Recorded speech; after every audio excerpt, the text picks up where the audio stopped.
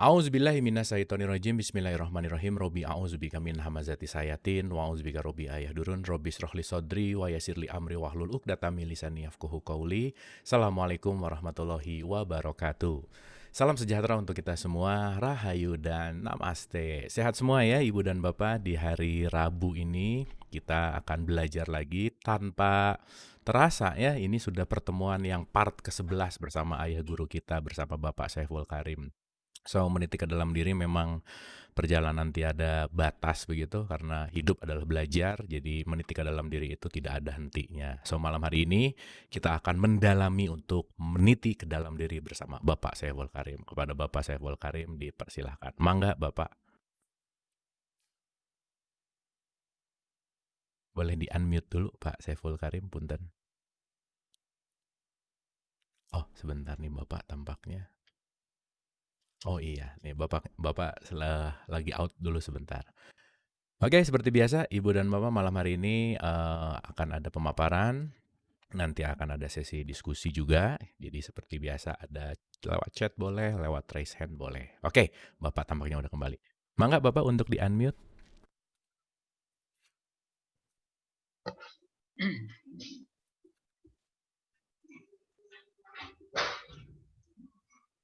Bismillahirrahmanirrahim. Assalamualaikum warahmatullahi wabarakatuh. Waalaikumsalam warahmatullahi wabarakatuh. Segala puji hanya milik Allah, Tuhan yang meliputi semesta raya, meliputi seluruh ciptaannya.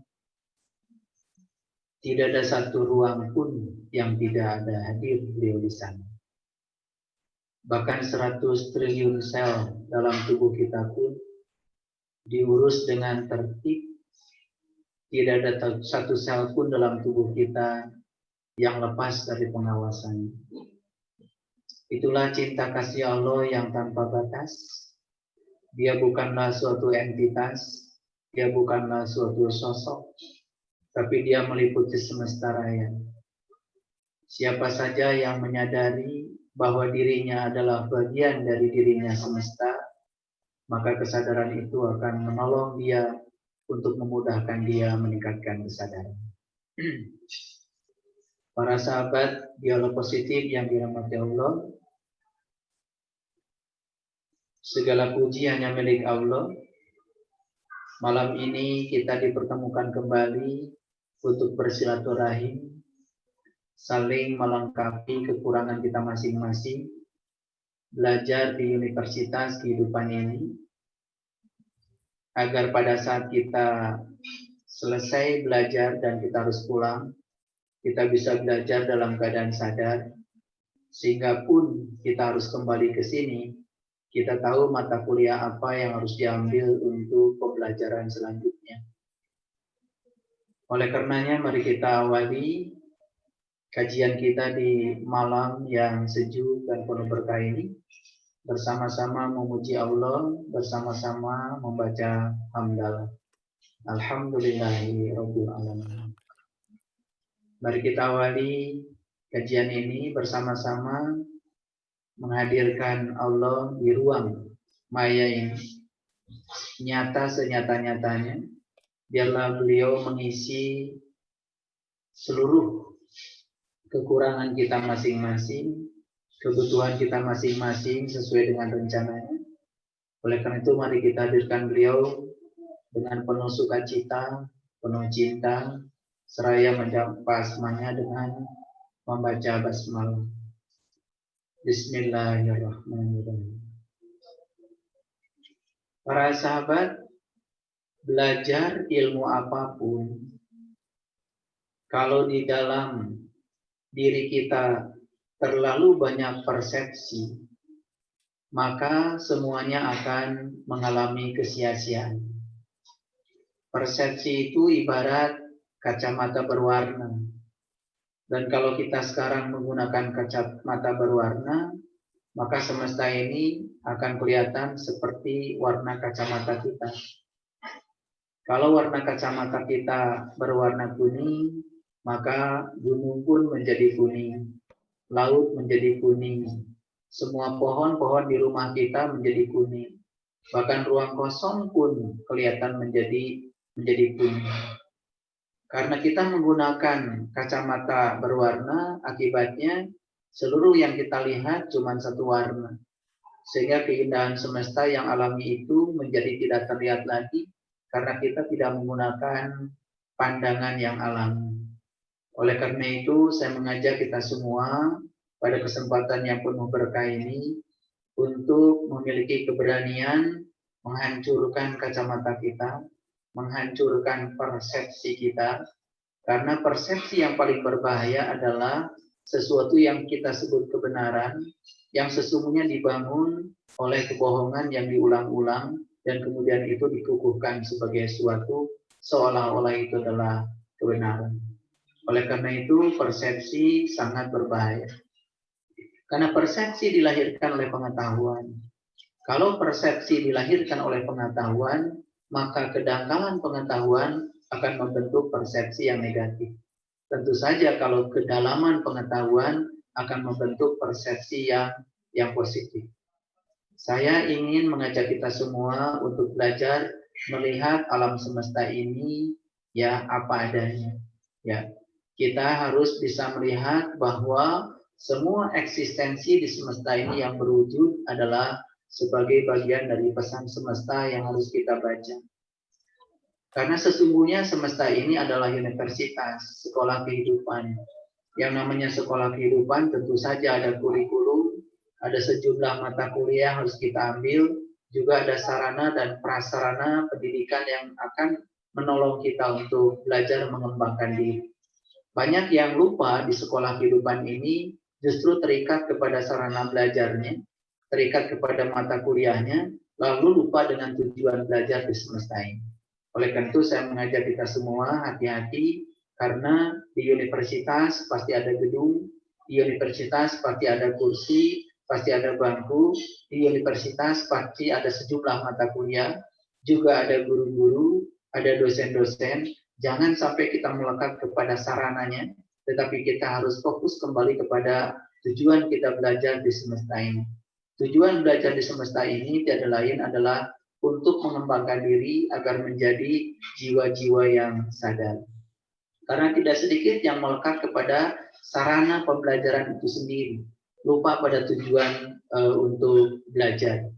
Oleh karena itu maka ya kita dihadapkan kepada sejumlah mata kuliah dalam sekolah kehidupan ini, dan kita harus sering refleksi ya sejauh mana kita bisa fokus pada tujuan mengambil mata kuliah tersebut. Karena sesungguhnya semua mata kuliah yang kita ambil di kesempatan yang sekarang tiada lain adalah data karma yang sedang kita urai dalam kehidupan ini sebagai buah dari karma masa lalu yang harus kita jalani. Karena kita datang ke sini membawa 3 hal. Yang pertama membawa utang karma masa lalu, yang kedua kita membawa pekerjaan yang belum selesai, dan yang ketiga kita mungkin saja pernah mengalami jalan bengkok yang harus kita luruskan. Dan data karma itu akan diurai oleh DNA kita, ya, oleh sistem kelistrikan dalam tubuh kita, sehingga jangan heran apapun yang terjadi dalam kehidupan kita yang sekarang hanya sekedar mengingatkan apa yang pernah kita tanam di masa lalu, karena barangkali kita sudah lupa. Para sahabat yang dirahmati Allah, oleh karena itu saya mengajak kita semua untuk ya membuka dulu kacamata kita, persepsi kita, terutama persepsi yang telah ya membuat kedangkalan kita melihat sesuatu, ya, persepsi yang telah membuat kita terjebak dalam kebodohan kita sendiri. Terutama mohon maaf, persepsi itu paling banyak dibangun oleh apa yang disebut dengan agama. Karena agama sebelum bertransformasi menjadi spiritual, agama itu menjadi sangat berbahaya ketika agama dipegang oleh orang yang kesadaran rendah. Oleh karena itu kita lihat bukti nyata bahwa tidak sedikit kalau agama justru agama adalah mengkotak-kotakan manusia. Agama justru menjadi ya sarana kriminal ya bagi orang yang tidak berkesadaran. Bahkan kriminalisasi atas nama agama dan Tuhan terkadang menjadi sangat berbahaya ya, karena itu menjadi buta semuanya. Oleh karena itu saya mengajak kita semua, mari kita hancurkan dulu kacamata kita lahirkan pikiran baru yang lebih terbuka, agar kita bisa melihat semuanya dengan sempurna. Semua yang alami tidak membutuhkan kacamata. Semua yang alami hanya membutuhkan mata yang diberikan oleh semesta, yaitu mata alami kita sendiri. Jangan takut untuk tampil otentik. Jangan takut untuk tampil asli, ya, dengan pemikiran sendiri. Terutama pemikiran yang berbasis kepada pengalaman. Karena apa? Pemikiran yang berbasis pada pengalaman itu sudah terverifikasi ya kebenarannya. Karena kita sudah mengalami sendiri. Ilmu katanya, ilmu kirata, yang kata orang yang kita tidak mengalami sendiri, yang sebatas opini, sudah selayaknya kita tinggalkan. Karena yang kita butuhkan sekarang ini adalah isbatul yakin. Keimanan, keyakinan yang betul-betul kokoh, yang dibangun atas dasar pengalaman kita sendiri. Oleh karena itu, maka kita belajar untuk memverifikasi. Barangkali kalau dulu kita pernah sekolah, ya, kita pernah belajar sains, kita pernah belajar kimia, biologi, fisika, dan lain-lain, ya. Kalau kita dikasih tahu bahwa setiap logam kalau dipanaskan akan menguai, jangan percaya dulu sebelum kita melihat buktinya. Dan oleh karena itu maka kita harus selalu mengadakan verifikasi. Verifikasi menjadi sangat penting. Para sahabatku yang dirahmati Allah, kalau kita menyaksikan di setiap zaman selalu ada pemberontak zaman. Dan pemberontak zaman itu bukan orang yang berpikiran negatif, justru para pembaharu, ya, yang meluruskan sejarah, terutama sejarah kemanusiaan. Dan mereka yang disebut dengan pembaharu biasanya orang-orang yang berani tampil asli sesuai dengan kehidupan apa adanya. Karena orang-orang yang pembaharu biasanya ya sudah menjadi dirinya sendiri. Sudah menjadi dirinya sendiri, tidak menjadi orang lain. Dan itu penting ya untuk kita miliki. Untuk menjadi seorang pembaharu, berulang kali saya mengatakan kita harus menjadi orang asing dulu. Ya, untuk menjadi orang asing diperlukan keberanian. Karena kita harus keluar dulu dari kerumunan. Ya, dari kerumunan banyak orang. Kalau di Quran surat Al-Kahfi dikatakan, ya, tinggalkan kebanyakan orang dan masuklah kamu ke dalam golongan yang sedikit, masuklah ke dalam gua yang bisa memberikan jaminan kepada kamu keselamatan. Satu-satunya gua yang bisa memberikan jaminan keselamatan adalah diri kita sendiri. Oleh karena itu orang Jakarta, orang Betawi sangat luar biasa ya, memanggil dirinya sendiri dengan kata-kata gue, ya, gue itu adalah gua dan gua itu adalah aku, ya. Itu sebetulnya bahasa spiritual ya, cuman banyak yang nggak ngerti karena tidak sadar. Orang Arab bilangnya ana, tapi orang Jakarta, orang Betawi bilangnya gue. Gue itu adalah gua, dan gua itu adalah nama surat di dalam Al-Quran, yaitu surat yang ke-18, yaitu surat Al-Kahfi. Oleh karena itu, meninggalkan kerumunan menjadi orang asing diperlukan keberanian, karena itu akan membawa kita pada perubahan. Para sahabat yang dirahmati Allah, ya, itu barangkali sedikit prolog dari saya. Dan saya malam ini akan mengajak kita untuk berselancar lebih dalam, lebih jauh untuk meneliti ke dalam diri, dan kita harus melepaskan seluruh atribut yang melekat pada diri yang dapat menghalangi kita untuk menemukan kebebasan. Karena sesungguhnya setelah saya pelajari religion, ya, yang kemudian diterjemahkan sebagai agama, kata dasar aslinya adalah religio. Religio itu ternyata sudah berubah ya dengan religion. Walaupun religio itu disebut kata dasar dari religion, tapi kenyataannya sekarang religio yang dimaksud para leluhur kita sudah berbeda dengan religion yang kita saksikan saat ini. Ternyata religio itu bukan perbudakan, tapi religio itu adalah kebebasan. Oleh karena itu kalau kita beragama hanya berdasarkan persepsi, yang terjadi justru agama itu menjadi alat perbudakan, bukan untuk membebaskan. Makanya tidak sedikit orang merasa agama sebagai beban, karena dia tidak pernah menemukan kesadaran di dalam beragama.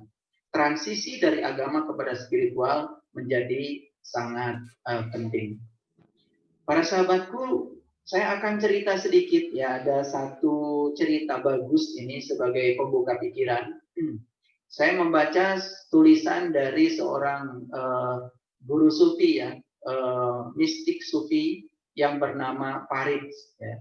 Jadi guru ini suatu saat pernah bermimpi. Jadi di dalam mimpinya itu beliau mendapatkan suatu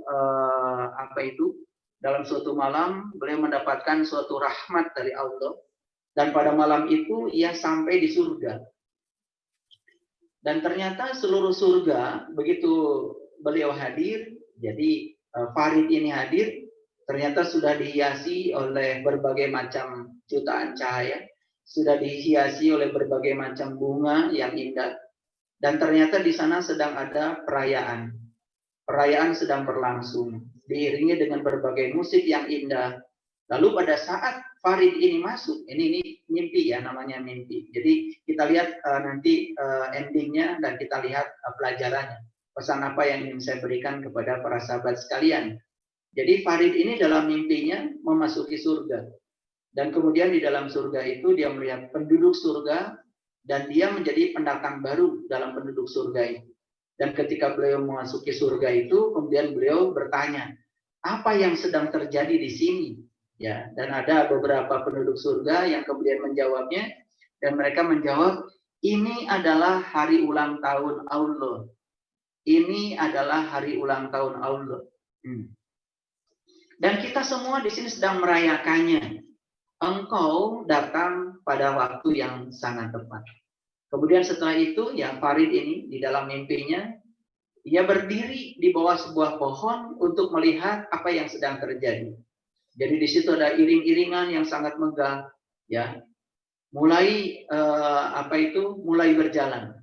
Dan kemudian di iringan yang pertama itu beliau melihat seorang pria duduk di atas kuda. Dan kemudian ia berkata kepada penduduk surga yang lain, siapakah orang ini yang naik kuda? Gagah sekali dan diiringi dengan jutaan pengikutnya yang sangat banyak.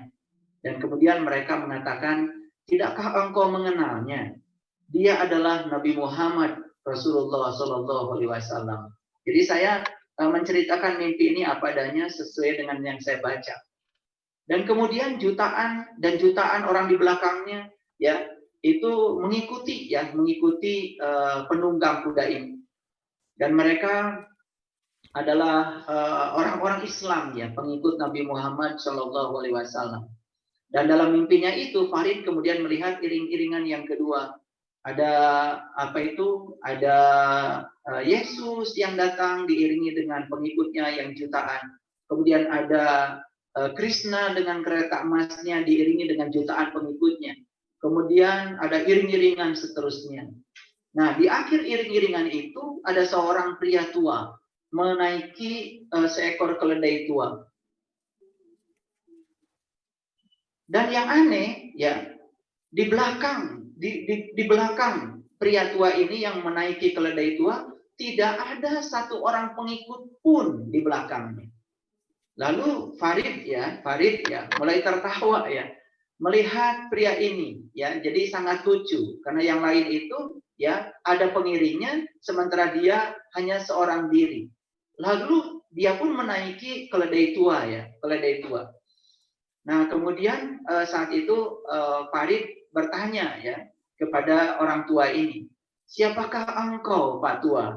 Engkau terlihat seperti lelucon dan tak ada satu orang pun yang mengikutimu. Lalu orang tua itu berkata dengan sangat sedih, ya, aku adalah Allah. Ini hari ulang tahunku. Tetapi sebagian orang telah menjadi pengikut Islam. Sebagian orang telah menjadi pengikut Kristen. Sebagian orang telah menjadi pengikut Yahudi. Sebagian orang telah menjadi pengikut Hindu. Tidak ada lagi yang tersisa untuk tinggal bersamaku. Nah, itulah jawaban yang saya baca, ya, secara langsung dari tulisannya Farid itu.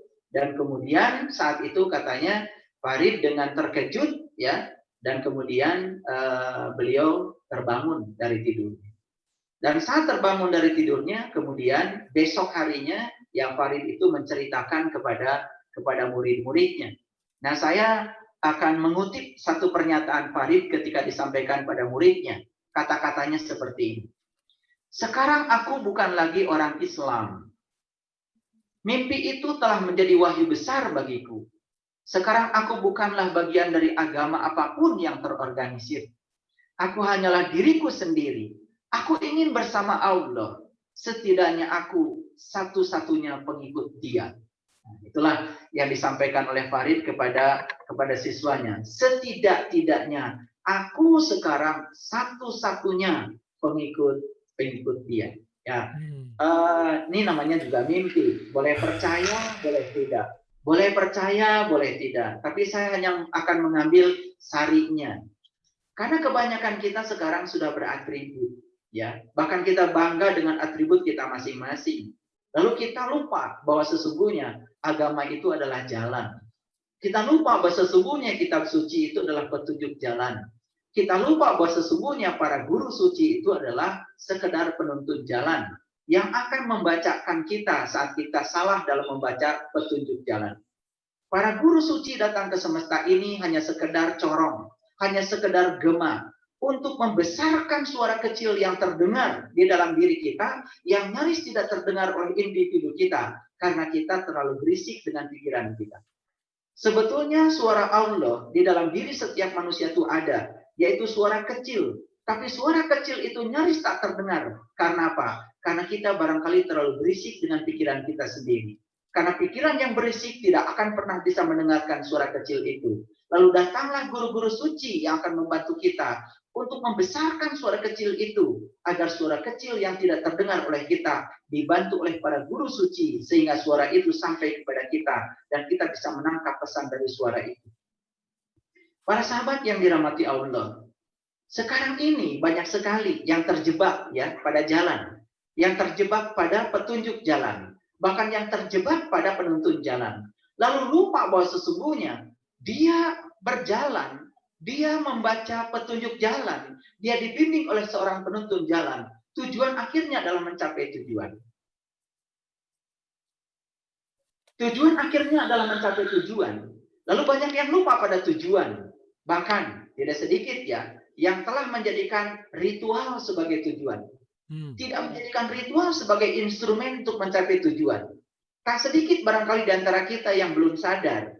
Lalu kita menghitung jumlah rakaat sholat kita. Lalu kita menghitung jumlah tahajud kita. Lalu kita menghitung jumlah duha kita. Dan kita merasa tabungan kita sudah besar. Padahal sesungguhnya di dalam Al-Quran pun dikatakan, sholat itu adalah sarana. Sarana untuk membuat seseorang terbebas dari perbuatan keji dan munkar. Jadi sebenarnya tujuan akhirnya adalah akhlak. Makanya definisi agama yang sangat luar biasa di Nusantara, yang tidak dimiliki oleh kebanyakan di tradisi apapun, saya bacakan kembali malam ini. Agama adalah latihan dasar menempa diri, agar terbentuk tata krama dan kehalusan budi nurani. Yang kemudian selanjutnya terbentuk akhlak ya, akhlak yang mulia, akhlak yang terpuji, dan budi pekerti yang luhur. Itulah sebetulnya perannya agama. Jadi agama adalah jalan. Kalau agama jalan, ya sudah. Tekuni saja jalan kita masing-masing. Ya, tidak usah memikirkan jalan orang yang lain yang berbeda dengan kita. Karena ketika kita terlalu sibuk memikirkan jalan orang lain, bahkan merasa jalan kita yang paling hebat, lalu kita tidak pernah berjalan, apa yang terjadi? Orang lain sudah sampai di tujuan, lalu kita masih di situ-situ saja. Apa indikatornya? Indikatornya sederhana. Indikatornya adalah kesadaran kita tidak beranjak kemana-mana. Kesadaran kita masih di situ-situ saja, tidak pernah pergi kemanapun.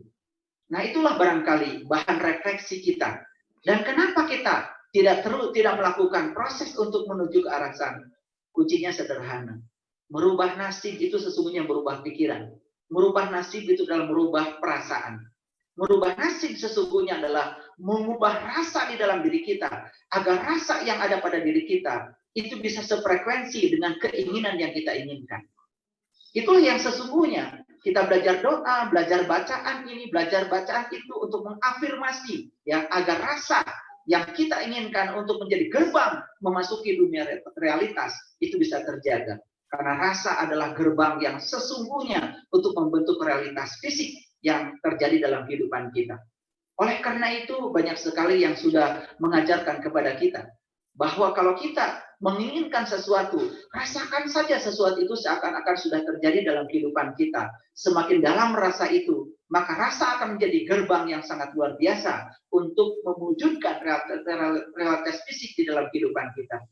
Nah, ini sesungguhnya sangat luar biasa. Sehingga doa, ya, afirmasi, ucapan itu sesungguhnya hanya untuk membentuk ya rasa. agar rasa kita selalu terjaga di frekuensi di mana kita ingin agar rasa itu menjadi realitas dalam kehidupan kita. Oleh karena itu tidak sedikit ya yang kemudian ya di dalam kehidupannya tidak pernah berubah karena apa? Gagal untuk mempertahankan rasa di frekuensi yang kita inginkan. Kenapa? Karena kita sering terjebak oleh kondisi kita saat ini. Lalu kita tidak percaya bahwa sesungguhnya kondisi yang akan datang bisa jauh lebih baik dari kondisi saat ini. Lalu pikiran kita terpaku di kondisi saat ini, lalu apa yang terjadi? Karena pikiran itu bisa melahirkan kata-kata. Kata-kata bisa melahirkan perbuatan. Perbuatan bisa melahirkan kebiasaan. Kebiasaan bisa membentuk karakter. Karakter bisa membentuk nasib kita. Seandainya pikiran kita tidak pernah dikomunikasikan dengan jiwa, seandainya pikiran kita tidak pernah dikomunikasikan dengan guru sejati yang dalam diri kita, yang bernama ruh, maka sangat berbahaya.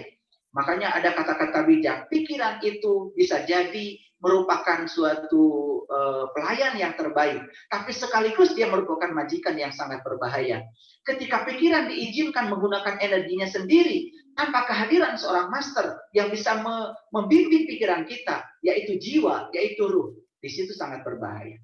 Oleh karena itu meniti ke dalam diri sesungguhnya adalah ya mengajarkan agar pikiran ya sebagai kekuatan negatif ya belajar pada jiwa dan ruh sebagai kekuatan yang positif. Maka kalau kita mau mengubah nasib, memulai dari pikiran, maka yang keluar nanti nasib kita akan negatif. Tapi kalau kita mau mengubah nasib, memulai dari ruh, kemudian jiwa, kemudian pikiran, maka gambar kehidupan kita insya Allah menjadi positif. Karena ruh dan jiwa adalah kekuatan positif. Semua kekuatan negatif pada pikiran akan diselaraskan oleh jiwa dan ruh menjadi kekuatan yang positif. Oleh karena itu Einstein pernah mengatakan, kamu tidak akan pernah bisa menyelesaikan masalah di kesadaran saat di mana masalah itu terjadi. Oleh karena itu menyelesaikan masalah sesungguhnya meningkatkan kesadaran. Nah, inilah sebetulnya kunci utamanya, meningkatkan kesadaran. Tetapi ketika kita terjebak pada ritual, lalu lupa pada tujuan ritual itu, lalu kesadaran kita tidak akan pernah tumbuh. Kesadaran kita tidak akan pernah tumbuh. Hanya di situ-situ saja, tidak pernah berkembang. Nah, oleh karena itu maka puncaknya kesadaran dalam Islam, dalam tradisi Islam dikenal dengan Sidratil Muntaha, puncak kesadaran. Walaqad ra'ahu nazlatan ukhra inda Sidratil Muntaha, indaha jannatul ma'wa id yaksha sidrati ma yaksha. Dan sesungguhnya aku bisa melihat itu kapan saja. Itu di dalam Al-Quran dikatakan, melihat itu kapan saja. Apa yang bisa dilihat kapan saja? An-Najm. Apa sesungguhnya An-Najm? An-Najm hakikatnya adalah bintang. Tapi bukan bintang yang kita lihat di semesta luar. Tapi bintang yang harus kita lihat di langit terdekat kita. Di semesta dalam kita. Karena apa? Sesungguhnya pusat semesta ada di dalam diri setiap manusia. Makanya siapa saja yang sudah menemukan pintunya dan siapa saja yang sudah menemukan kuncinya untuk meniti ke dalam diri, maka dia akan bertemu dengan An-Najm yang sesungguhnya. Maka siapa saja yang bertemu dengan An-Najm yang sesungguhnya, itu sama dengan pikiran sedang mengakses jiwa, sedang mengakses ruh yang ada di dalam dirinya. Nah, oleh karena itu maka kuncup di dalam diri dia akan mulai mekar. Bunga dalam diri dia akan mulai mekar. Itulah pentingnya belajar meniti ke dalam diri. Oleh karena itu, maka di dalam Quran surat An-Najm, lanjutannya yang tadi, sesungguhnya aku bisa melihat itu kapan saja. Siapa aku di situ? Aku tidak dibatasi. Siapa saja yang tahu caranya, siapa saja yang bisa membuka pintunya, siapa saja yang tahu kuncinya untuk membuka kerajaan Tuhan yang ada dalam diri, maka dia bisa menyaksikan kerajaan itu kapan saja, di mana saja. Ada apa di sana? Ada apa di sana? Lalu di ayat selanjutnya dikatakan, walaqad ra'ahu nazlatan ukhra inda sidratil muntaha. Indaha jannatul ma'wa id yaghsha sidratil ma yaghsha. Jadi di puncak kesadaran yang tertinggi itu ada surga. Jadi surga hanya milik mereka yang berkesadaran. Jadi sesungguhnya kalau begitu, neraka adalah miliknya mereka yang tidak berkesadaran. Jadi surga dan neraka sudah bisa kita saksikan dan kita rasakan di sini saat ini sekarang. Saat kita berkesadaran tinggi, kita berada di surga. Saat kita berkesadaran rendah, sesungguhnya kita sedang melemparkan diri kita ke dalam neraka. Dan surga dan neraka sesungguhnya masalah kesadaran. Jadi sesungguhnya banyak orang yang berangan-angan dengan surga di masa depan, tetapi hari ini pun tidak pernah meningkatkan kesadarannya. Makanya dalam Al-Quran dikatakan, siapa yang tidak melihat di dunia, tidak akan pernah melihat di akhirat. Siapa yang tidak merasakan di dunia, tidak akan pernah merasakan di akhirat. Siapa yang tidak berkesadaran di dunia, tidak mungkin tiba-tiba kemudian di akhirat menjadi orang yang berkesadaran. Oleh karena itu, yang menentukan masa depan kita adalah hari ini, di sini, saat ini, sekarang. Jadi itulah sesungguhnya yang harus kita sadarkan selalu, bahwa hidup ini mewah, bahwa hidup ini begitu indah, bahwa hidup ini begitu luar biasa, hadiah yang termulia yang diberikan Allah kepada kita. Oleh karena itu, saya ingin mengingatkan kepada kita semua, seluruh makhluk di semesta ini punya kesetaraan. Seluruh makhluk di semesta ini adalah memiliki fungsi dan peran masing-masing. Tidak ada yang satu lebih penting daripada yang lain. Lalu kita selama ini ya diajarkan dengan ajaran yang keliru. Penterjemahan di dalam Quran surat At-Tin yang mengatakan, laqad khalaqnal insan fi ahsani taqwim. Sesungguhnya manusia itu adalah makhluk yang paling sempurna. Hati-hati dengan kata itu. Karena ketika kita mengatakan sesungguhnya manusia adalah makhluk yang paling sempurna, seakan-akan kita menegasikan lain. Ada ciptaan Allah yang lain yang tidak sempurna. Lalu kita merendahkan makhluk yang lain, lalu kita tidak menghargai makhluk yang lain. Lalu kita kemudian menginjak-injak makhluk yang lain. Kita menebang pohon seenaknya, kita merusak hutan seenaknya, kita kemudian menyakiti ya hewan yang lain yang hidup ya seenaknya, karena kita merasa ya kita seakan-akan sebagai makhluk yang paling sempurna. Padahal sesungguhnya kalau kita mau belajar lebih lanjut, saya punya pohon mangga di depan rumah saya, dan setiap kali saya mengambil pohon mangga, pasti saya bilang pada pohon mangga, terima kasih pohon mangga, maaf ya, saya ambil buahnya. Dan saya katakan, maaf ya, terima kasih, saya ambil buahnya. Dan banyak tamu-tamu yang datang ke rumah saya heran dengan kata-kata saya. Saya bilang, pohon mangga ini bukan sekedar memberi buah, bahkan setiap saat mengubah racun menjadi yang bukan racun. Saya setiap hari mengeluarkan karbon dioksida, dan setiap hari karbon dioksida yang saya keluarkan dari hidung saya kemudian diubah menjadi oksigen, dan setelah dirubah menjadi oksigen disumbangkan seluruhnya kepada saya untuk memanjangkan usia saya. Bahkan pohon mangga menghasilkan mangga sama sekali tidak pernah memakan buah mangga. Seluruh yang dihasilkannya disumbangkan seluruhnya kepada semesta, dikembalikan kepada semesta. Siapa yang lebih mulia? Jangan-jangan pohon lebih mulia daripada kita.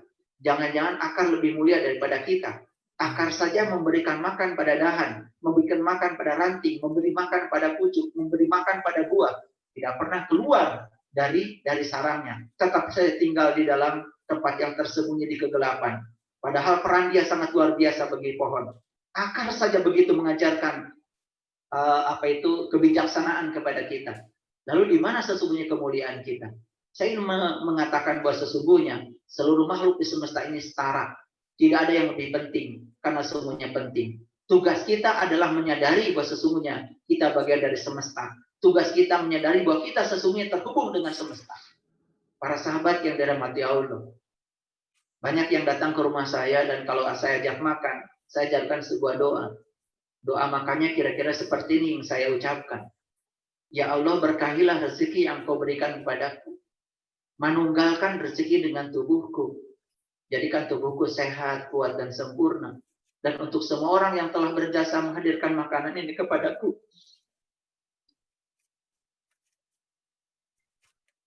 aku doakan semoga mereka sejahtera lahir dan batin.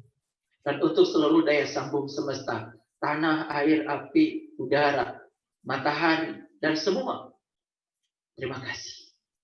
Terima kasih. Terima kasih. Dan setelah itu ada kesadaran yang tumbuh pada diri saya. Apa itu? Akan saya makan makanan ini dan sebentar lagi menjadi tubuh saya. Akan bersama dengan kesadaran saya. Semoga seluruh makanan yang saya makan menjadi bahagia ketika menyatu di kesadaran saya. Dan seluruh makanan ini sebentar lagi akan dirubah menjadi panas. Dan kemudian dirubah menjadi energi. Dan setelah menjadi energi, lalu berikutnya apa? Energi itu tidak bisa diciptakan. Energi itu tidak bisa dimusnahkan. Tapi energi itu kekal abadi. Lalu siapa yang kekal abadi? Bukankah yang kekal abadi itu adalah dia? Jadi sesungguhnya energi yang kita dapat dari makanan bukannya adalah dia sendiri. Kita lupa bahwa sesungguhnya Kita belajar IPA di SD. Waktu kita belajar hukum kekekalan energi. Energi itu tidak bisa diciptakan, energi tidak bisa dimusnahkan, berarti energi kekal abadi. Kalau tidak bisa diciptakan, tidak bisa dimusnahkan. Kalau dia kekal abadi, siapa yang kekal abadi? Bukannya kekal abadi itu adalah dia. Makanya yang pertama beliau ciptakan sebelum ciptakan materi adalah energi. Karena sesungguhnya materi adalah energi yang memadat. Buktinya kalau kita mau memecah batu, batu itu berikatan secara molekuler. Maka kita harus pakai palu, harus pakai upaya. Karena apa? Karena ikatan molekuler menyimpan energi. Buktinya untuk memecahkan ikatan molekuler itu, kita perlu energi. Kita perlu usaha. Luar biasa. Betapa banyak ya hutang budi kita pada semesta. Dalam satu piring nasi saja. Luar biasa ya. Berapa banyak orang yang terlibat menghadirkan satu piring nasi di hadapan kita. Siapa yang nanam? Siapa yang mengairi tanaman itu? Siapa yang menjaga sawah? Siapa yang menjaga supaya tidak dimakan burung? Siapa yang mengangkat dari sawah? Siapa yang menggiling padi? Siapa yang ngasih pupuk? Berapa ribu orang yang bekerja di pabrik pupuk? Bayangkan kalau kita dalam kesadaran ketika makan, habis makan tidak mungkin menjelek-jelekan orang. Habis makan tidak mungkin merendahkan orang. Habis makan tidak mungkin ada kemarahan pada orang. Makanya ada riset yang sangat bagus. Kalau kita marah 5 menit, maka ternyata daya imunisasi kita dalam 6 jam ke depan itu akan runtuh. Jadi marah 5 menit saja, daya imunisasi dalam tubuh akan runtuh selama 6 jam. Bayangkan yang marah terus-menerus, apalagi yang dendam terus-menerus, yang tidak bisa memaafkan orang lain, tidak bisa memaafkan dirinya sendiri. Luar biasa ya, membentuk kesadaran yang rendah, lalu menciptakan neraka bagi dirinya sendiri. Penyakit mulai datang, dan di balik penyakit itu tentu saja banyak sekali ya yang akan datang. Karena apa? Ketika berpenyakit, tubuh menjadi sakit. Tubuh tidak bisa lagi secara optimal digunakan untuk berkarya, untuk melakukan usaha, untuk melayani. Dan banyak sekali kerugian yang akan hilang di ruang waktu kehidupan ini. Para sahabatku yang dirahmati oleh Allah, saya berbicara tentang kesadaran. Lagi-lagi adalah kesadaran. Jadi meniti ke dalam diri itu sesungguhnya adalah puncaknya kita bisa mencapai puncak kesadaran. Seperti yang dinyatakan berulang-ulang kali, setiap kali saya ceramah, pasti saya memberikan Quran surat An-Najm itu. Karena bagi saya, itu adalah muara dari semua pembelajaran. Muara dari semua pembelajaran spiritual adalah mencapai puncak kesadaran. Para sahabatku yang dirahmati Allah, saya sebetulnya lebih suka ya kalau dialog positif ini, namanya juga dialog positif ya, agar menjaga supaya rasa kita tetap positif, agar realitas fisik yang tercipta adalah positif. Saya lebih suka kalau dialog. Oleh karena itu, tidak banyak yang saya bisa sampaikan sebagai prolog untuk memancing yang pertanyaan, dan selanjutnya saya persilahkan Bang Abu untuk memimpin dialog, lalu lintas dialog ini, dan selanjutnya kita akan menampung banyak pertanyaan biar waktu kita akan dihabiskan untuk melayani para sahabat yang memiliki banyak pertanyaan. Terima kasih. Assalamualaikum warahmatullahi wabarakatuh. Waalaikumsalam warahmatullahi wabarakatuh. Pak Saiful Karim, Ayah Guru, luar biasa ya tadi kalimat pembacaan doa mau makannya aja itu luar biasa, menyadari bahwa semakin menyadari kenapa Al-Quran selalu banyak mengatakan sedikit dari kamu yang bersyukur, begitu ya Ibu dan Bapak dan sahabat sekalian, ketika kita hal yang mungkin sepele gitu ya, dan itu adalah hal yang keseharian, tetapi di dalamnya ketika Bapak tadi menguraikan dengan penuh kesadaran tentunya, wah itu luar biasa sekali ya, bagaimana yang menghantarkan, bagaimana makanan, dan mungkin kita menjadi lebih sadar bahwa apakah kita sudah pantas disebut sebagai manusia begitu, ketika tadi Bapak mengatakan bahwa pohon mangga aja akarnya dan seterusnya, tumbuhan itu bermanfaat gitu, dan pertanyaan ke dalam diri kita masing-masing adalah sudahkah kita bermanfaat. Hatur nuhun Ayah Guru, paparan dari cerita Farid tadi juga luar biasa, itu endingnya mind blowing sekali gitu ya, dan kita menyadari bahwa kacamata yang kita pakai, sudut pandang gitu, ini kalau saya review dulu sedikit Ibu dan Bapak, itu akan menjadi satu persepsi. Dan tadi kalimat yang sangat di-highlight adalah kebenaran versus kebohongan yang diulang-ulang gitu. Dan ternyata highlight yang paling mind-blowing adalah agama gitu ya. Jadi agama tanpa transformasi spiritual itu bisa berbahaya. Luar biasa malam hari ini kita di openingnya aja udah super mind blowing sekali gitu ya, menggugah sekali, hatur nuhun Ayah Guru. Dan seperti biasa, betul saya setuju dengan Ayah Guru, kita akan lebih banyak berdialog pada malam hari ini. Dan Ibu dan Bapak, sahabat sekalian, siapapun boleh raise hand untuk mempertanyakan apapun, mumpung ada Ayah Guru juga di sini, mau lewat chat atau lewat raise hand gitu. Oke, kebetulan ini sudah ada private Ayah Guru yang masuk, jadi nggak bisa baca gitu. Ini mungkin tadi tertarik dengan statement, ada 3 poin penting yang tadi Ayah Guru saya juga mencatat dengan baik sekali. Satu, kita membawa data karma, kita membawa pekerjaan yang belum selesai, dan kita mungkin ada jalan yang perlu diluruskan. Nah, ini ada pertanyaan, ini agak panjang pertanyaannya, cuman saya ambil sarinya adalah bagaimana hubungan data karma dengan DNA kita, katanya Ayah Guru. Mungkin boleh sedikit diurai. Bagaimana hubungan data karma dengan DNA kita? Silakan Ayah Guru. Ya. Ini pertanyaan yang sangat bagus ya. Jadi sebetulnya kalau kita belajar tentang biologi molekuler, sebetulnya tubuh kita itu tersusun dari sel. Dan di setiap sel itu ada yang namanya DNA. Dan sebetulnya di dalam sel itu juga ada yang namanya mitokondria. Itu adalah suatu unsur kimia yang mencatat warisan yang akan diurai di dalam kehidupan. Jadi sebetulnya data karma itu tercatat di dalam DNA. Jadi di dalam DNA setiap sel manusia itu ada data karma. Oleh karena itu maka ya di dalam kehidupan ini ya ada yang namanya pineal gland di dalam tubuh kita. Pineal gland itu adanya di sini ya. Jadi kalau banyak sekali para sahabat yang bisa searching ya di internet tentang riset-riset yang berhubungan dengan brainwave, yang berhubungan dengan neuro, yang berhubungan dengan sel-sel saraf otak. Jadi di dalam otak kita itu ada hormon, juga ada simpul-simpul kelistrikan. Karena di dalam otak manusia itu sesungguhnya banyak sekali sebetulnya simpul-simpul kelistrikan yang sangat kompleks. Bahkan satu neuron dengan neuron yang lain itu sebenarnya berdialog ya secara kelistrikan. Seperti kita sekarang dialogkan dengan menggunakan gelombang elektromagnetik. Dan setiap sel neuron di dalam otak kita sebenarnya di dalamnya ada elektron. Dan setiap elektron bergerak melalui inti itu pasti akan meradiasikan gelombang elektromagnetik. Kenapa? Karena ketika elektron mengelilingi inti, dia akan mendapatkan gaya elektrostatika. Ketika dia mendapatkan gaya elektrostatika, dia tarik dari inti, yaitu dia akan mendapatkan percepatan. Setiap benda bermuatan listrik dipercepat, maka dia akan meradiasikan gelombang elektromagnetik. Makanya sebetulnya teknologi yang sedang kita nikmati sekarang ini itu muncul kan dari abad baru tentang fisika kuantum, tentang teori osilasi, bahwa energi itu adalah terkuantisasi. Tokohnya adalah Einstein setelah ditemukan dengan adanya efek fotolistrik. Bahwa untuk mengeluarkan elektron dari satu logam ternyata diperlukan cahaya yang terpaket. Jadi cahayanya tidak boleh keluar energinya dari satu paket energi. Makanya kita kenal ada yang namanya konstanta Planck, kemudian dikalikan dengan frekuensi dari cahaya itu sendiri. Jadi E sama dengan HF.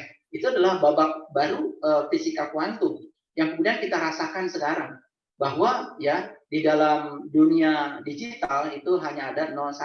Ya tidak pernah ada keadaan setengah yang disebut dengan angka biner. Dan kemudian di dalam spiritual kita mengenal la ilaha illallah. La ilaha itu artinya kosong, illallah itu satu. Hanya dengan kekosongan kita mencapai yang satu. Makanya satu dibagi kosong selalu tak beringat. Makanya apapun yang kita lakukan dengan kekosongan hasilnya tak beringat. Kalau kita memberi kepada orang lain kosong, tidak berharap apa-apa, maka kan berlipat ganda berkahnya. Tapi ketika kita memberi, berharap apa yang kita beri, satu dibagi satu dapatnya ya satu. Satu dibagi dua apalagi dapatnya setengah. Satu dibagi tiga sepertiga. Semakin banyak muatan yang kita gandengkan dalam pemberian kita, semakin kecil yang kita dapat. Itulah sebenarnya kita tidak sadari bahwa sesungguhnya fisika dengan metafisika itu adalah simetri. Nah sekarang saya kembali lagi pada data karma. Jadi data karma kita itu tersimpan dalam DNA yang kemudian akan diproses dalam kehidupan ini lewat batara guru. Sang batara guru yang namanya pineal gland di sini, pineal gland, ya, pineal gland di sini adanya, ya, batara guru kita. Nah itu sang batara guru itulah yang akan mengurai, Oleh karena itu, ya, ketika diurai oleh sang batara guru, maka seluruh data karma itu akan terurai. Kenapa saya harus menikah dengan si A? Kenapa saya harus punya anak si B? Kenapa saya harus punya cucu si C? Kenapa karakternya seperti ini? Itu semua adalah buah karma kita. Buah karma kita. Mustahil kita datang ke semesta ini kecuali untuk dipertemukan dengan orang yang akan melunasi utang karma kita. Sekali lagi saya ingin mengatakan, mustahil kita datang ke semesta ini kecuali untuk dipertemukan dengan orang-orang yang akan melunasi ya segala utang karma kita. Oleh karena itu, maka tidak boleh ada yang ditolak dalam hidup ini. Ya, semua harus kita terima. Karena apa? Karena saya bilang tadi. Jadi sebetulnya istri kita, suami kita, anak kita itu adalah sarana pendidikan kita di sulak kehidupan ini. Kalau itu sarana, harusnya sarana itu digunakan untuk pemberdayaan diri. Tapi kebanyakan banyak yang lari dari sarana itu. Karena apa? Karena menolak ya kehadiran sarana. Apa yang terjadi? Tujuan belajar tidak tercapai. Padahal sesungguhnya ya apapun yang terjadi dalam kehidupan kita, sesungguhnya itulah data karma kita. Kenapa saya ketemu si A? Kenapa saya nikah dengan si A? Kenapa dijodohkan dengan si B? Dan lain-lain. Itu bukanlah sesuatu yang kebetulan. Karena di semesta tidak ada yang kebetulan. Itulah sesungguhnya yang terekam di dalam DNA kita.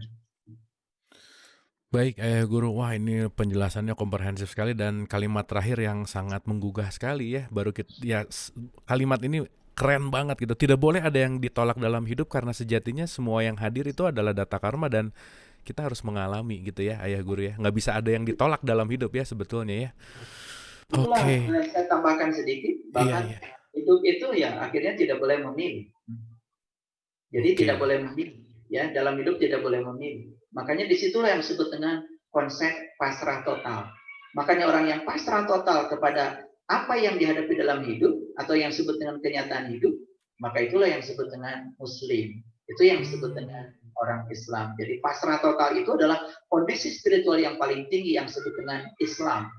Makanya syarat untuk mencapai Islam di dalam Quran surat Al-Imran ayat 102 adalah pertama harus iman, yang kedua harus menjalani laku takwa, dan yang ketiga adalah baru mencapai tingkatan pasrah itu. Nah itu sebetulnya adalah hierarki, itu adalah saintifik, itu keterampilan proses sains sebetulnya.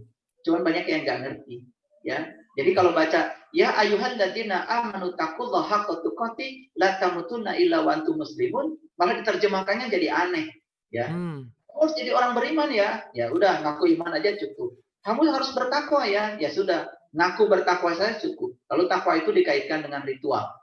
Lalu ya kalau kamu mati dalam keadaan beragama Islam, maka kamu akan selamat. Nah itu pendangkalan.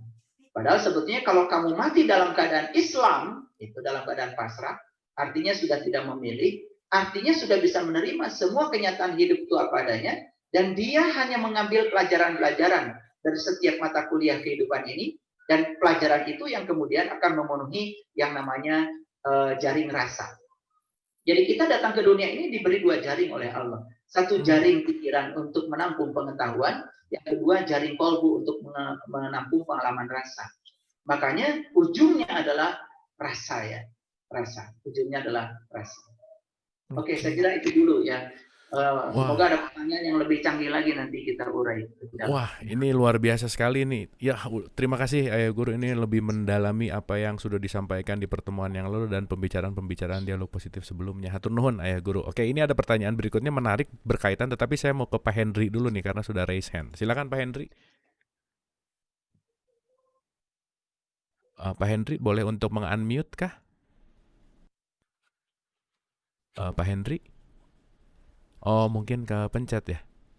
Oke, kalau gitu saya sambung dulu nih Ayah Guru karena nyambung nih dengan pertanyaan barusan DNA, karma, dan ini ada pertanyaan dari Ibu Ike Sri Rejeki. Bagaimana pendapat Bapak Guru mengenai reinkarnasi dalam Islam? Nah ini sering ditanya, sering didiskusikan, dan sering ya banyak nih ya seakan-akan hal yang tabu gitu tentang reinkarnasi. Nah gimana Ayah Guru? Ya, reinkarnasi, inkarnasi dari kata incarnatio atau incarnos. In itu di dalam, karnos itu daging. Jadi incarnos berarti menjelma ke dalam daging. Jadi re itu adalah kembali, jadi kembali menjelma ke dalam daging. Jadi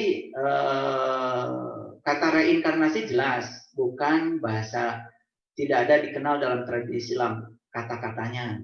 kata-katanya, ya. Tetapi sesungguhnya ada ratusan ayat, saya sudah berhasil mengumpulkannya, berbicara tentang proses daur ulang ini.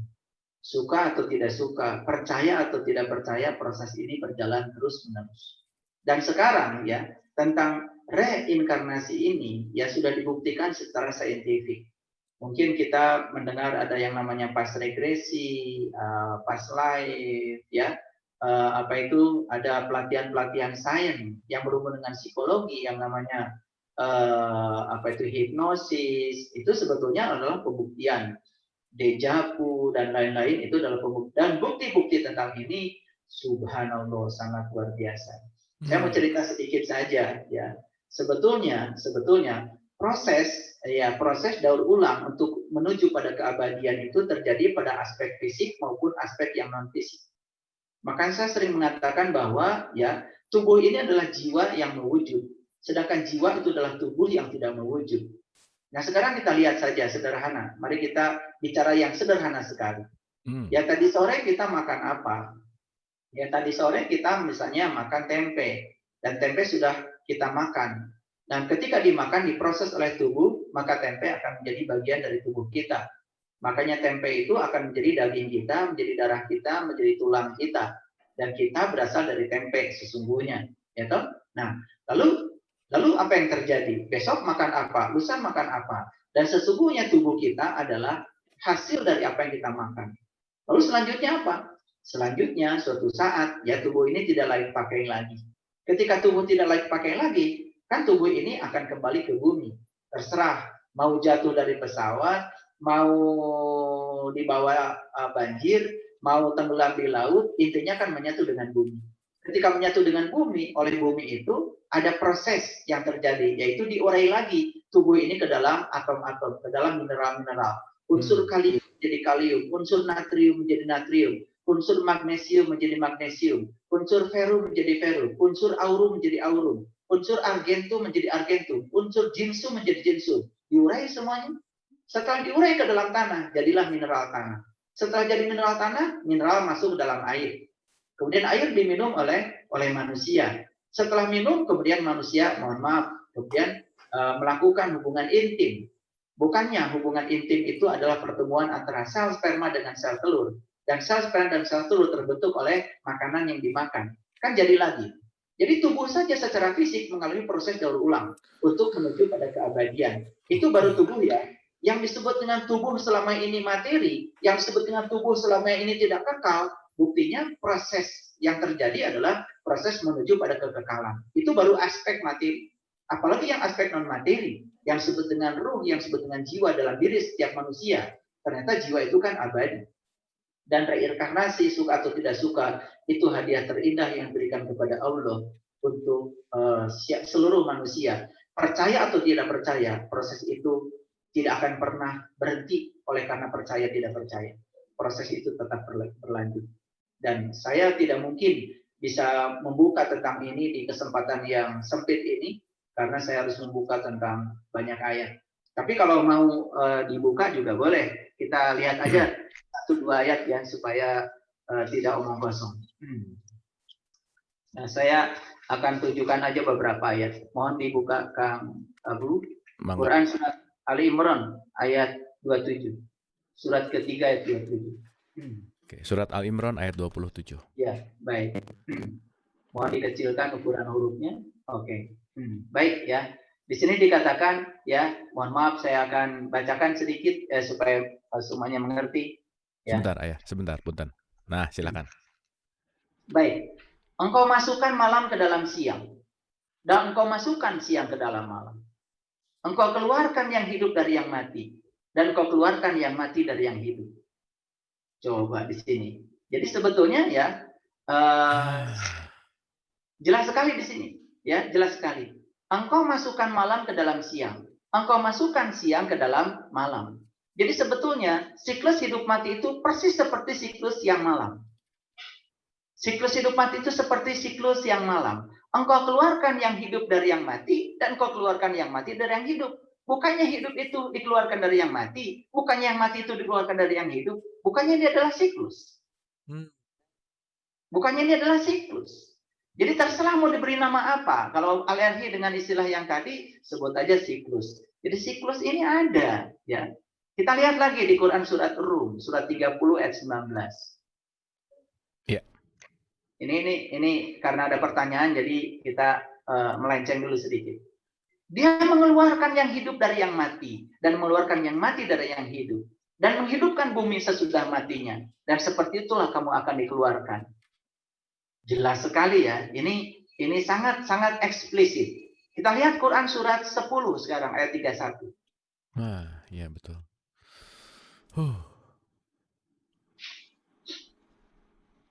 Surat Yunus ya. Oke. Baik, kita bacakan lagi. Katakanlah, siapakah yang memberi rezeki kepadamu dari langit dan bumi? Siapakah yang kuasa menciptakan pendengaran dan penglihatan? Siapakah yang mengeluarkan yang hidup dari yang mati dan mengeluarkan yang mati dari yang hidup? Siapakah yang mengatur segala urusan? Dan mereka akan menjawab, Allah. Maka katakanlah, mengapa kamu tidak percaya? Ini kan soal persepsi. Makanya saya bilang, belajar apapun, ikut dialog positif setiap episode, kalau kita datang ke sini sudah menggunakan kacamata yang berwarna kuning, semua akan kelihatan kuning satu warna. Sehingga ketika ada penjelasan-penjelasan yang masuk akal, cuman karena berbeda warna, maka tidak kelihatan warnanya. Karena warna yang berbeda-beda itu tertutup oleh kacamata kita sendiri, yaitu kacamata persepsi. Itulah sesungguhnya persepsi yang harus kita hancurkan, yang telah membodohi kita, yang telah membelenggu kita, yang telah membuat kita tercover dengan persepsi itu. Lalu kita tidak maju-maju. Saya bisa buktikan bahwa ratusan ayat yang lain lebih banyak lagi. Cuman kesempatannya barangkali tidak pas kalau saya membahas ini karena masih banyak pertanyaan yang lain barangkali yang perlu saya respon. Tetapi dengan 3 ayat ini saya kira sudah cukup menjawab bahwa itu ada. Itu saja barangkali Kang Abu. Oke, wah ya Guru, terima kasih dan ini membuka luas sekali karena ini nyambung sekali dengan pertanyaan berikutnya nih. Ini karena tadi Ayah Guru menyinggung tentang surga dan neraka sudah detail sekali sebetulnya, tetapi ini menarik nih. Mungkin ini sangat berkaitan dan ini ada sesuatu yang perlu direspon sangat spesifik tentang kematian. Karena pertanyaannya begini Ayah Guru.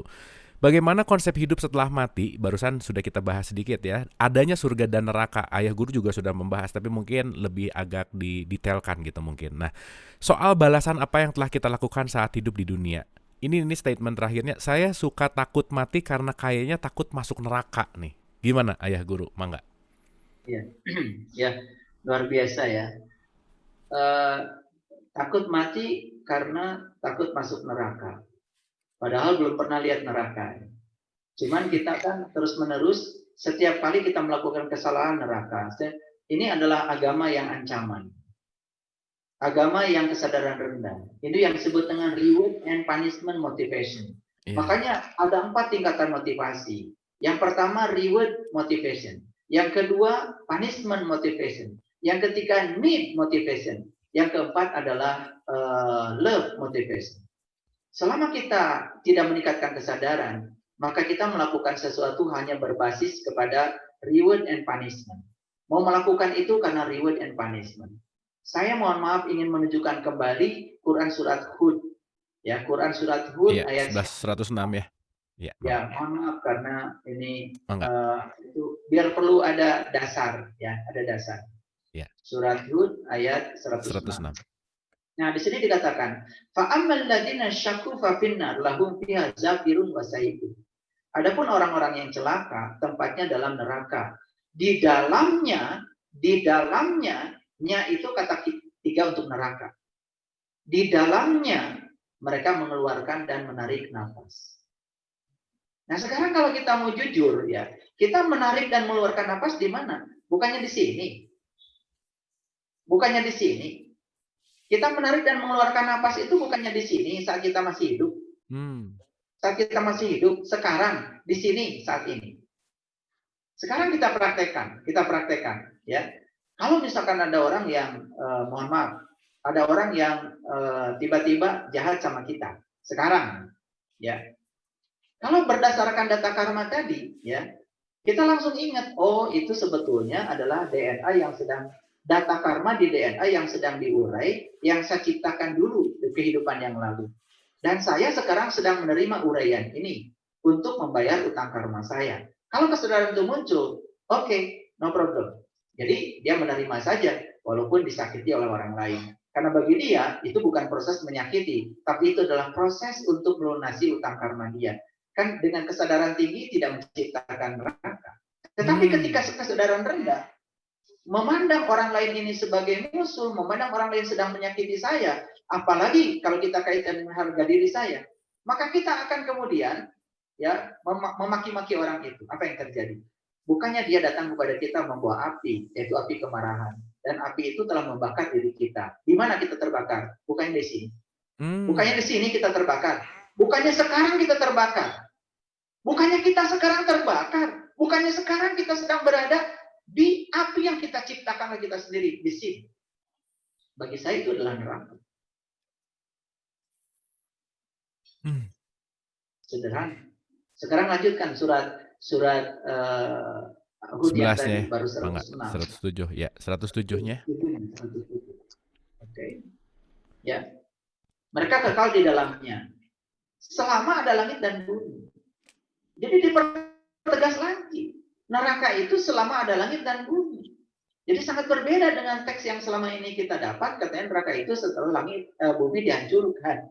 Padahal di sini ya mereka kekal di dalamnya, yaitu masih neraka yang tadi, selama ada langit dan bumi. Artinya langit dan buminya ada dong. Gitu. Sekarang kita lihat ayat 108.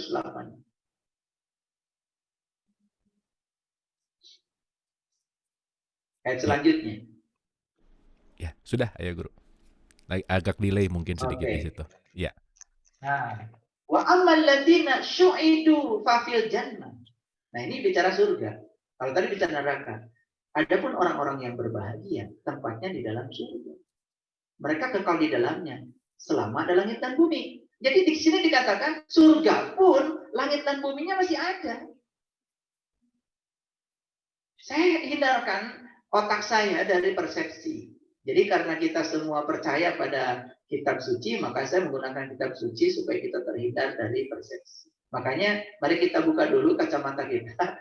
Itu kacamata warna kuning hancurin dulu. Apalagi warna hitam, semuanya kelihatan gelap. Ya. Iya, udah maghrib masih pakai kacamata hitam. Itu tuh poek, ya. Salah sendiri. Oke. Ya, oke. Jadi di sini dikatakan surga pun ada langit dan bumi. Jadi sebetulnya surga dan neraka tempatnya sama, cuman kesadaran yang berbeda. Jadi ketika kita memiliki kesadaran tinggi jadi surga, kesadaran rendah jadi neraka. Bagi saya sesederhana itu. Nah, terus ada pertanyaan tadi, bagaimana dengan apa itu siksa setelah takut mati karena takut masuk neraka, betul. Oke. Ya, subhanallah. Allah Subhanahu wa taala itu Tuhan yang Maha Pengasih, Tuhan Maha Penyayang. Bahkan di Quran surat An-Nisa ayat 48, coba mohon ditunjukkan dulu. Iya. An-Nisa 48 ini biar nggak takut ya. Karena kalau ngaji dengan saya tidak ada cerita menakut-nakuti. Ya. Karena Allah Tuhan saya itu Maha Pengasih, Maha Penyayang. Jadi Allah itu Maha Pengasih, Maha Penyayang. Allah itu welas asih. Jadi tidak mungkin Allah menciptakan makhluknya kemudian untuk ditulungkan karena sunat gitu ya. Tidak mungkin ya. Tidak mungkin. Itu bukan sifatnya Allah. Ya itu sifatnya manusia yang suka kayak gitu ya. Coba kita lihat di sini. Sesungguhnya Allah tidak akan mengampuni dosa syirik dan Dia mengampuni segala dosa yang selain dari syirik. Ini dikatakan di sini, wa yaghfiru maduna dzalika liman yasha. Jadi Allah mengampuni segala dosa yang selain dari syirik. Apa kurang ya kasih sayang Allah yang begitu luar biasa ini. Jadi sebetulnya ya di dalam hidup ini saya kasih tahu tidak ada hukuman. Yang ada adalah pelajaran supaya kita tambah baik. Sekali lagi dalam hidup tidak ada hukuman. Yang ada adalah pelajaran supaya kita tambah baik. Jadi oleh karena itu sekarang bebaskan diri kita rasa takut. Karena rasa takut itu sudah menjadi virus yang sangat berbahaya. Allah Tuhan yang Maha Pengasih dan Maha Penyayang. Tidak mungkin ya kemudian menzalimi hamba yang dicintai. Oleh karena itu bebaskan saja diri kita dari dosa syirik, insya Allah yang dosa yang lain sudah diampunkan. Ini jaminan dari Allah, bukan dari Saiful.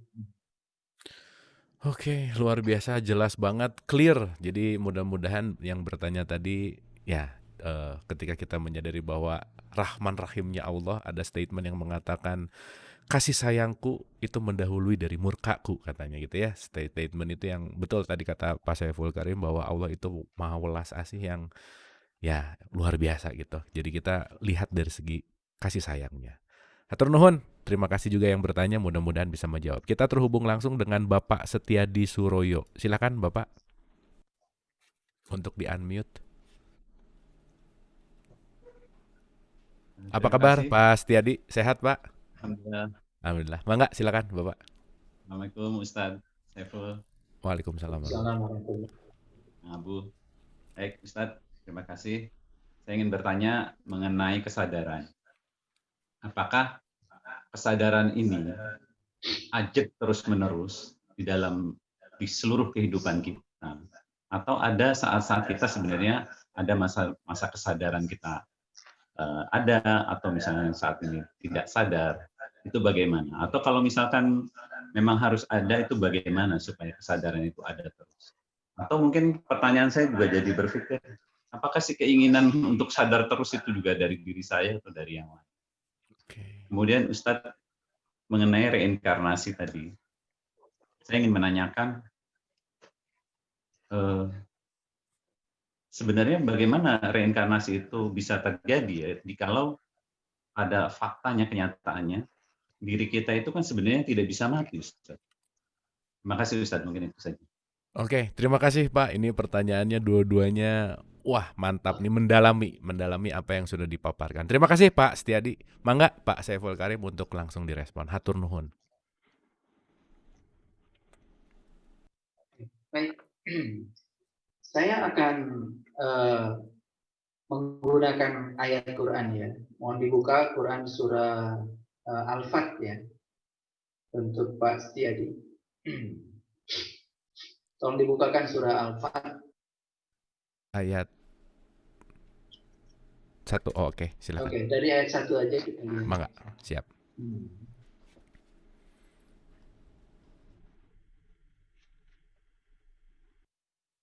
Iya, sudah, Ayah Guru.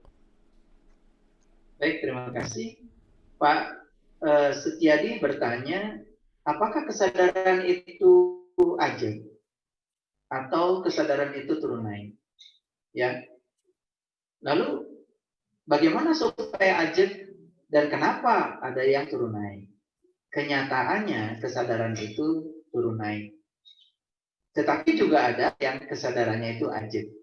Nah, saya akan membacakan dulu Quran surah Al-Fat. Jadi surah Al-Fat ayat yang pertama, mohon maaf kalau terjemahannya akan saya luruskan, karena Fat itu bukan kemenangan, tapi Fatah itu artinya adalah keterbukaan. Akan saya terjemahkan agak berbeda, mohon maaf. Inna fatahna laka fatham mubina. Sesungguhnya aku telah memberikan keterbukaan kepadamu, keterbukaan yang nyata. Nah, ini berbicara tentang keterbukaan apa? Jadi kalau saya secara pribadi mengatakan bahwa ini adalah soal keterbukaan kesadaran, soal keterbukaan qalbu, yang kemudian akan mendorong kita menjadi memiliki iman, ya iman yang bukan katanya, tetapi iman yang bukan percaya, tapi iman yang mengalami sendiri, iman yang dibangun oleh verifikasi, yang tadi saya sampaikan, iman yang dibangun oleh pengalaman. Silakan dilanjutkan ayat yang kedua. Agak sedikit delay ke situ, Ayah. Nah, ini udah. Silakan.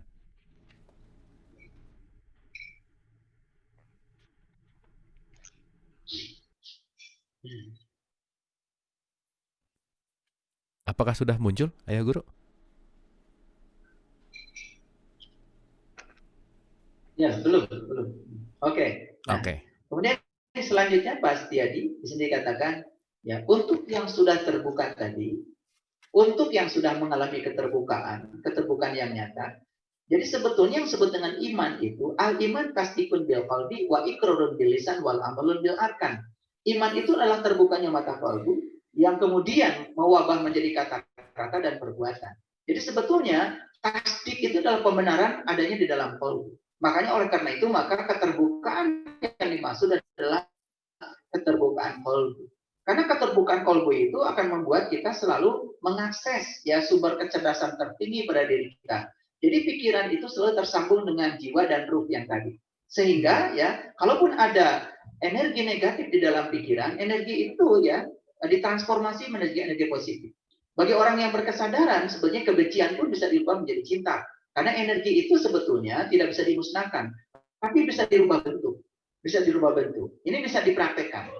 Nah, makanya di ayat ini dikatakan, ya, maka Allah akan memberikan kepadamu ampunan terhadap dosamu yang lalu dan dosamu yang akan datang, serta menyempurnakan nikmatnya atasmu dan memimpin kamu ke jalan Shiratal Mustaqim.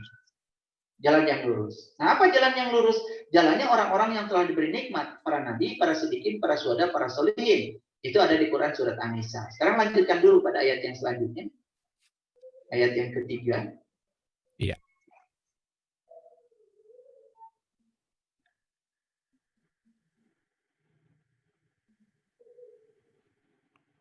Sudah, silakan. Oke. Nah, kemudian Allah akan memberikan kepadamu pertolongan yang kuat. Nah, wujudnya apa? Ayat yang keempat.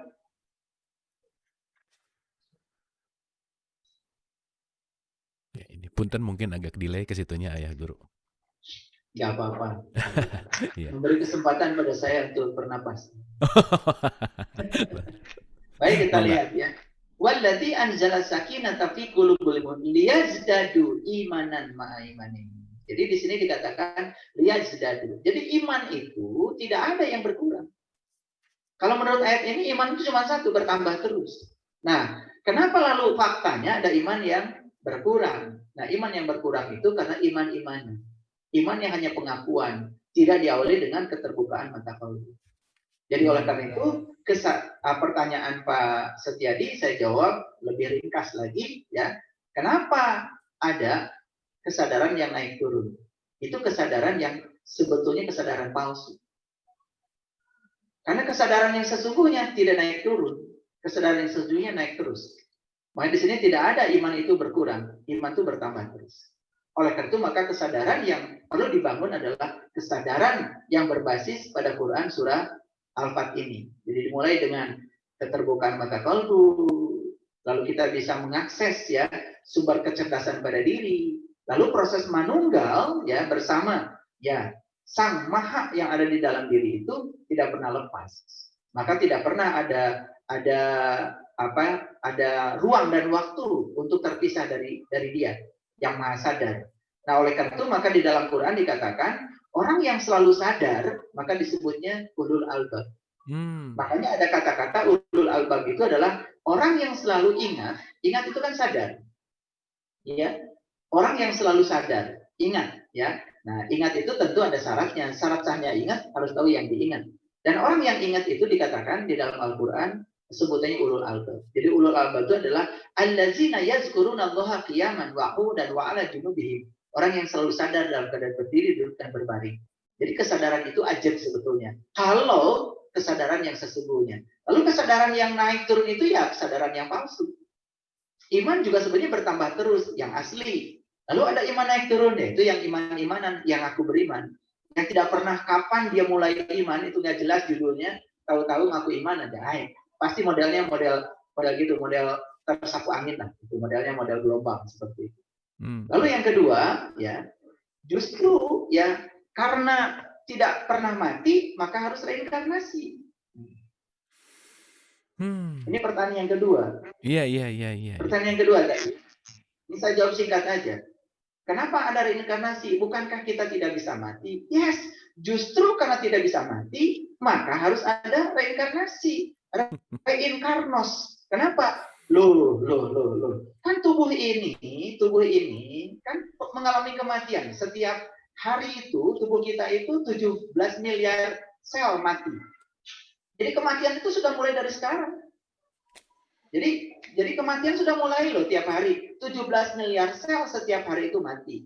Nah, kalau sudah mati ditambah lagi dendam, ditambah lagi marah, makan nggak karu-karuan, protein kurang, vitamin nggak ada, olahraga nggak pernah, kematiannya mungkin banyak. Dan tidak ada yang berganti. 17 miliar sel yang mati tidak ada gantinya. Jadi proses kematian menjadi cepat. Apa yang terjadi? Tubuh menjadi tidak layak pakai lagi. Nah, sedangkan sang jiwa kan harus tetap hidup, ya, harus tetap hidup, ya. Tidak adil kalau ya dia nyakitin orang di kehidupan, kemudian disakiti orang di akhirat, kan nggak adil kan? Kalau Iya, dia iya, iya. nyakitin orang di kehidupan, harus disakitin juga di kehidupan yang lagi dong. Oke, Itu oke. baru adil. Itu saja barangkali jawaban saya. Oke, wah ini gamblang sekali ya Guru, terima kasih, ini keren sekali, terima kasih ya. Justru karena kita tidak pernah mati, maka kita perlu reinkarnasi, iya ya. Oke, terima kasih Ayah Guru, Pak Setiadi, mudah-mudahan bisa menjawab pertanyaannya. Hatur nuhun, pertanyaannya keren, jawabannya juga mind blowing. Oke, kita ke berikutnya, langsung saya akan bacakan dua karena ini relate saya rasa Ayah Guru. Jadi pertanyaannya begini. Bagaimana menempatkan antara rasa takut dan harap kepada Allah, itu satu. Ini juga berkaitan sama tadi tuh. Bagaimana kita melakukan kejahatan dalam kehidupan, ya dibalasnya dalam kehidupan. Ini ada kaitan ini Ayah Guru. Jadi yang pertama antara rasa takut dan harap kepada Allah. Yang kedua adalah kita dihidupkan kembali untuk melunasi karma. Bagaimana jika saya marah-marah pada anak, lalu mencubitnya dan anak diam saja, menerima cubitan sebagai pelunasan karmanya, sehingga saya yang jadi punya hutang karma pada anak. Berarti nggak selesai ya? Karma akan selalu ada. Nah, ini ada dua pertanyaan yang relate saya rasa. Silakan Ayah Guru. Ya, baik. Terima kasih. Bagaimana membedakan rasa takut dan harap pada Allah? Inilah kita ini selama ini diajarkan kacamata yang tadi, dan sampai sekarang kacamatanya belum hilang. Lalu sama Allah takut. Makanya coba ketemu dulu deh sama Allah. Kalau udah ketemu tuh ternyata Allah tuh baik, senyum terus, gak pernah marah-marah, gak seperti kita. Kalau sudah begitu, jangan kita percaya sama Allah yang diceritakan kebanyakan orang. Itu bukan Allah, itu persepsi dia tentang Allah. Allah yang maha pengasih, yang maha penyayang itu penuh cinta kasih. Buktinya kita tidur aja, kita diasuhnya, gak pernah tidur, gak pernah ngantuk. Kalau napas kita masih dijaganya, jantung kita berdetak terus, setiap detik kita dijaganya. Tidak ada satu sel pun dalam tubuh kita yang tidak diurusnya. Betul nggak? Ya, ketika sedang motong bawang aja di dapur, kegores pisau sedikit, kasih betadin, besok sudah diuntai lagi saraf-saraf yang terkoyak itu oleh Allah. Begitu cinta kasihnya. Kita ini kenapa sih kok tidak bisa merasakan cinta kasih Allah yang terdekat dengan kita? Napas kita setiap saat. Coba, mohon maaf ya, yang bertanya di pertanyaan kelima ini. Pernah nggak mau tidur minta izin, maaf ya nafas, saya tidur dulu, jangan ikut tidur ya. Pernah nggak gitu?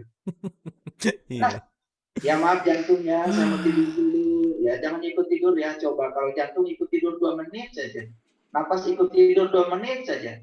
Tapi walaupun kita nggak pamit, nggak apa, itu kurang ajarnya kita. Tetapi dia yang maha cinta itu, biarin, kata Allah. Karena aku mencintai kamu bukan karena kebaikan kamu kok. Karena aku tuh maha cinta. Aku cintanya meluap. Aku cintanya berlebih, tidak seperti kamu yang berhitung. Biarlah kamu mau doa, nggak doa, tetap aku sayang sama kamu. Itulah cintanya Allah yang maha cinta. Karena cintanya meluap, tak terbatas cintanya. Berbeda dengan kita yang mengalami defisit cinta. Berhitung terus. Oke, kata Allah, no problem. Kamu tidur doa, nggak doa, tetap saja aku jaga. Dijaganya coba napas kita. Makanya di dalam ayat kursi dikatakan, la ta'khuduhu sinnatu wala naum. Aku nggak pernah tidur, aku nggak pernah kantuk. Coba teliti yang nggak pernah tidur, nggak pernah ngantuk dalam diri kita, bukannya napas kita. Sebegitu dekatnya Allah dengan kita. Lalu kita terus mengejar dia, ya, yang ilusif, yang tidak jelas, yang tahayul, yang tidak pernah bisa dibuktikan, yang dekat lalu terlupakan. Jadi, saya tidak mengerti dengan pertanyaan ini. Bagaimana membedakan rasa takut dan harap kepada Allah? Kepada Allah itu tidak perlu takut, tidak perlu berharap. Cukup saja mencintai, cukup saja menyatu dengannya. Sudah, apapun kebutuhan kita dipenuhinya. Jangan takut. Aduh, ya. Makanya di sini harus belajar ya. Gara-gara gak belajar ini jadi kayak gini. Akibatnya apa? Akibatnya Allah itu digambarkan seperti yang diceritakan banyak orang. Allah itu luar biasa. Barang siapa yang rambutnya keluar satu helai, maka akan disiksa dalam neraka, dipanggang. Jangan takut, itu Allah buatan dia tuh yang ngomong. Iya, iya, iya, iya. Bukan Allah yang sebenarnya kayak gitu kok. Allah cuma nyentil-nyentil kita supaya sadar, nyentil-nyentil kita supaya baik, dan setiap apa itu yang disebut dengan musibah pun datang pada kita, itu bukan hukuman. Itu apalagi musibah disebutnya karena kita dikutuk Allah. Enggak, Allah nggak pernah ngutuk. Itu cuma nyentil supaya kita tambah baik. Dia nggak pernah menghukum. Ya, hukuman itu negatif, hukuman itu kegelapan. Bagaimana Allah yang maha cahaya menghadirkan kegelapan? Beliau tidak pernah menghadirkan. Beliau selalu menghadirkan cahaya dimanapun, kapan. Lalu pertanyaan kedua, sudah jawab sendiri. Iya. Kalau saya nyubit anak saya, berarti saya bikin karma baru. Yes. Kalau karma baru itu belum dilunasi sekarang, ya kemudian belum ada yang nyubit lagi, ya sudah, berarti kita akan terus saja terdaur ulang dalam siklus hidup mati tanpa selesai. Saya kira itu. Oke, luar biasa ya Guru, terima kasih. Insight-nya luar biasa ya. By the way ya, jangan dicubit-cubit ya. Itu nambah karma, hati-hati. Anaknya jangan kebanyakan dicubit. Oke, ini Ayah Guru nyambung ke tadi. Keren banget Ayah Guru menggambarkan bahwa ketika ada sesuatu rambut keluar dan seterusnya akan disiksa, itu adalah persepsi dari Tuhannya dia gitu. Nah, ini ada pertanyaan berikutnya, ini nyambung sekali nih. Assalamualaikum Ayah Guru, saya ingin bertanya terkait dengan reinkarnasi dan adanya beberapa penceramah yang mudahnya mengatakan kita di surga akan bertemu dengan bidadari. Nah, ini ngomongin bidadari nih Ayah Guru. Dan bisa mempersunting beberapa bidadari, apakah ini menjadi kebenaran karena sudah banyak menjadi harapan bagi mereka yang berpikir singkat? Mungkin Ayah Guru mengerti maksudnya dan mungkin mengerti. Sekian dari saya, Lucky, Bapak atau Mas Lucky dari Padang. Terima kasih. Nah, silakan Ayah Guru. Ini berkaitan sekali nih dengan statement sebelumnya. Mangga. Ya. Jadi kalau bidadari itu dibayangkan sebagai perempuan cantik, maka yang kebagian cuman Kang Abu. Jadi Bu Sinta nggak kebagian. Apa begitu? Jadi kembali lagi ke sini bahwa tadi ya surga. Ya, saya ingin memberikan ilustrasi sedikit. Sebetulnya ya manusia itu diciptakan berpasangan. Berpasangan itu hati-hati, bukan suami istri. Tetapi berpasangan itu adalah ruhani dan jasmani. Jadi kalau di Quran ada kata-kata ruh, ada kata-kata laki-laki, itu berkonotasi pada ruh. Kalau di Quran ada kata-kata betina, jasmani, kayak Quran surat Al-Baqarah, itu berkonotasi pada urusan jasmani. Jadi pasangan itu adalah jasmani dan rohani. Artinya kita ini sudah berpasangan sejak diciptakan, tidak usah menunggu punya pasangan hidup. Itu dulu.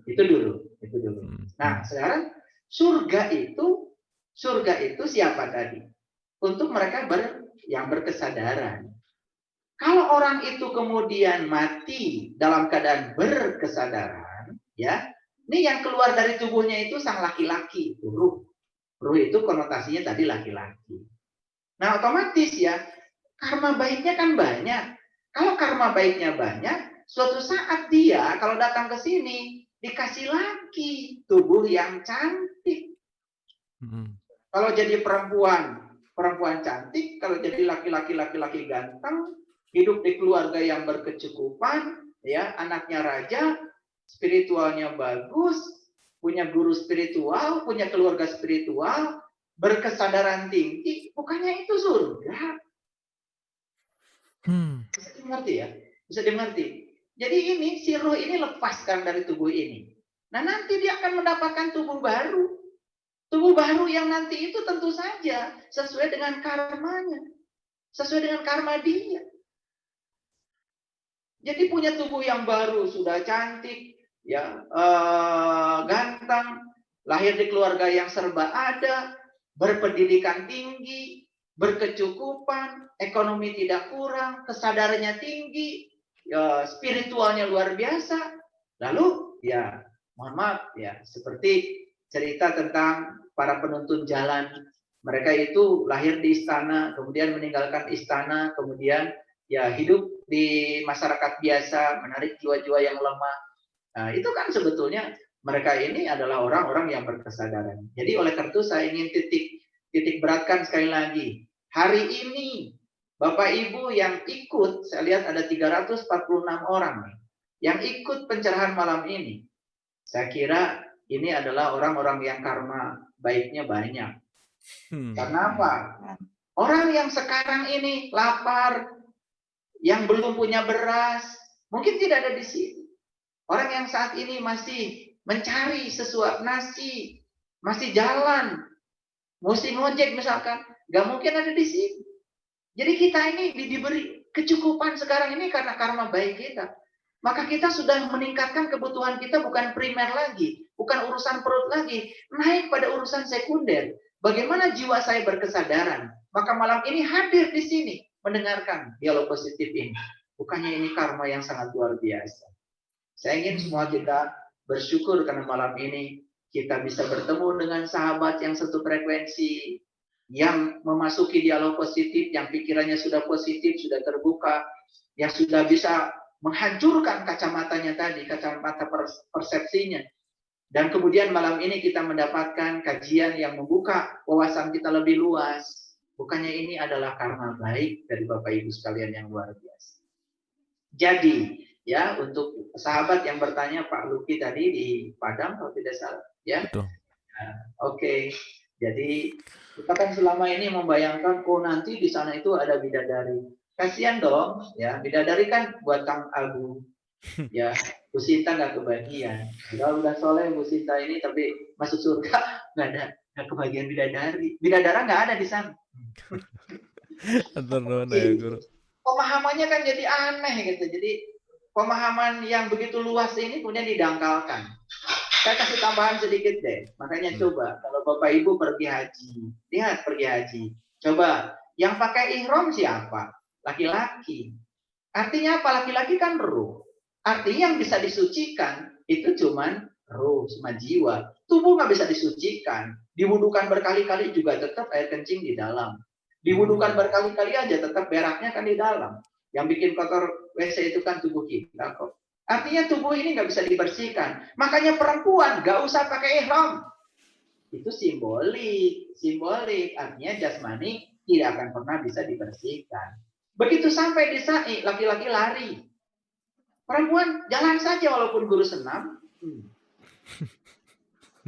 Laki-laki itu simbolik saja. Nggak usah semangat larinya kencang banget kayak sprint Carl Lewis, nggak perlu. Ya, itu simbolik saja. Dimaknai laki-laki lari. Artinya apa? Urusan ruh, urusan laki-laki kita harus lari. Urusan jasmani kita, urusan dunia kita, santai aja. Jam 4 pulang kantor, nggak usah lemburan. Itu udah, ya pulang aja ke rumah. Insya Allah, kalau urusan rezeki kita juga. Yang penting rasa kita dijaga di frekuensi yang kita inginkan. Nanti juga akan datang keberlimpahan insya Allah. Itu sih. Hatur nuhun ayah guru. Wah, luar biasa ya Ibu dan Bapak ya. Jadi celep banget gitu ya, bersyukur sekali. Tidak ada momen yang semua momen adalah semua tempat bersyukur kita gitu ya, luar biasa. Hatur nuhun ayah guru. Kita ke Ibu Yulia Pamulang. Silakan Ibu. Ibu Yulia Pamulang. Assalamualaikum warahmatullahi wabarakatuh. Waalaikumsalam warahmatullahi wabarakatuh. Silakan Ibu. Iya, Ayah, saya Yulia BSI Ayah. Mau sedikit menyinggung masalah kacamata kuning tadi Ayah.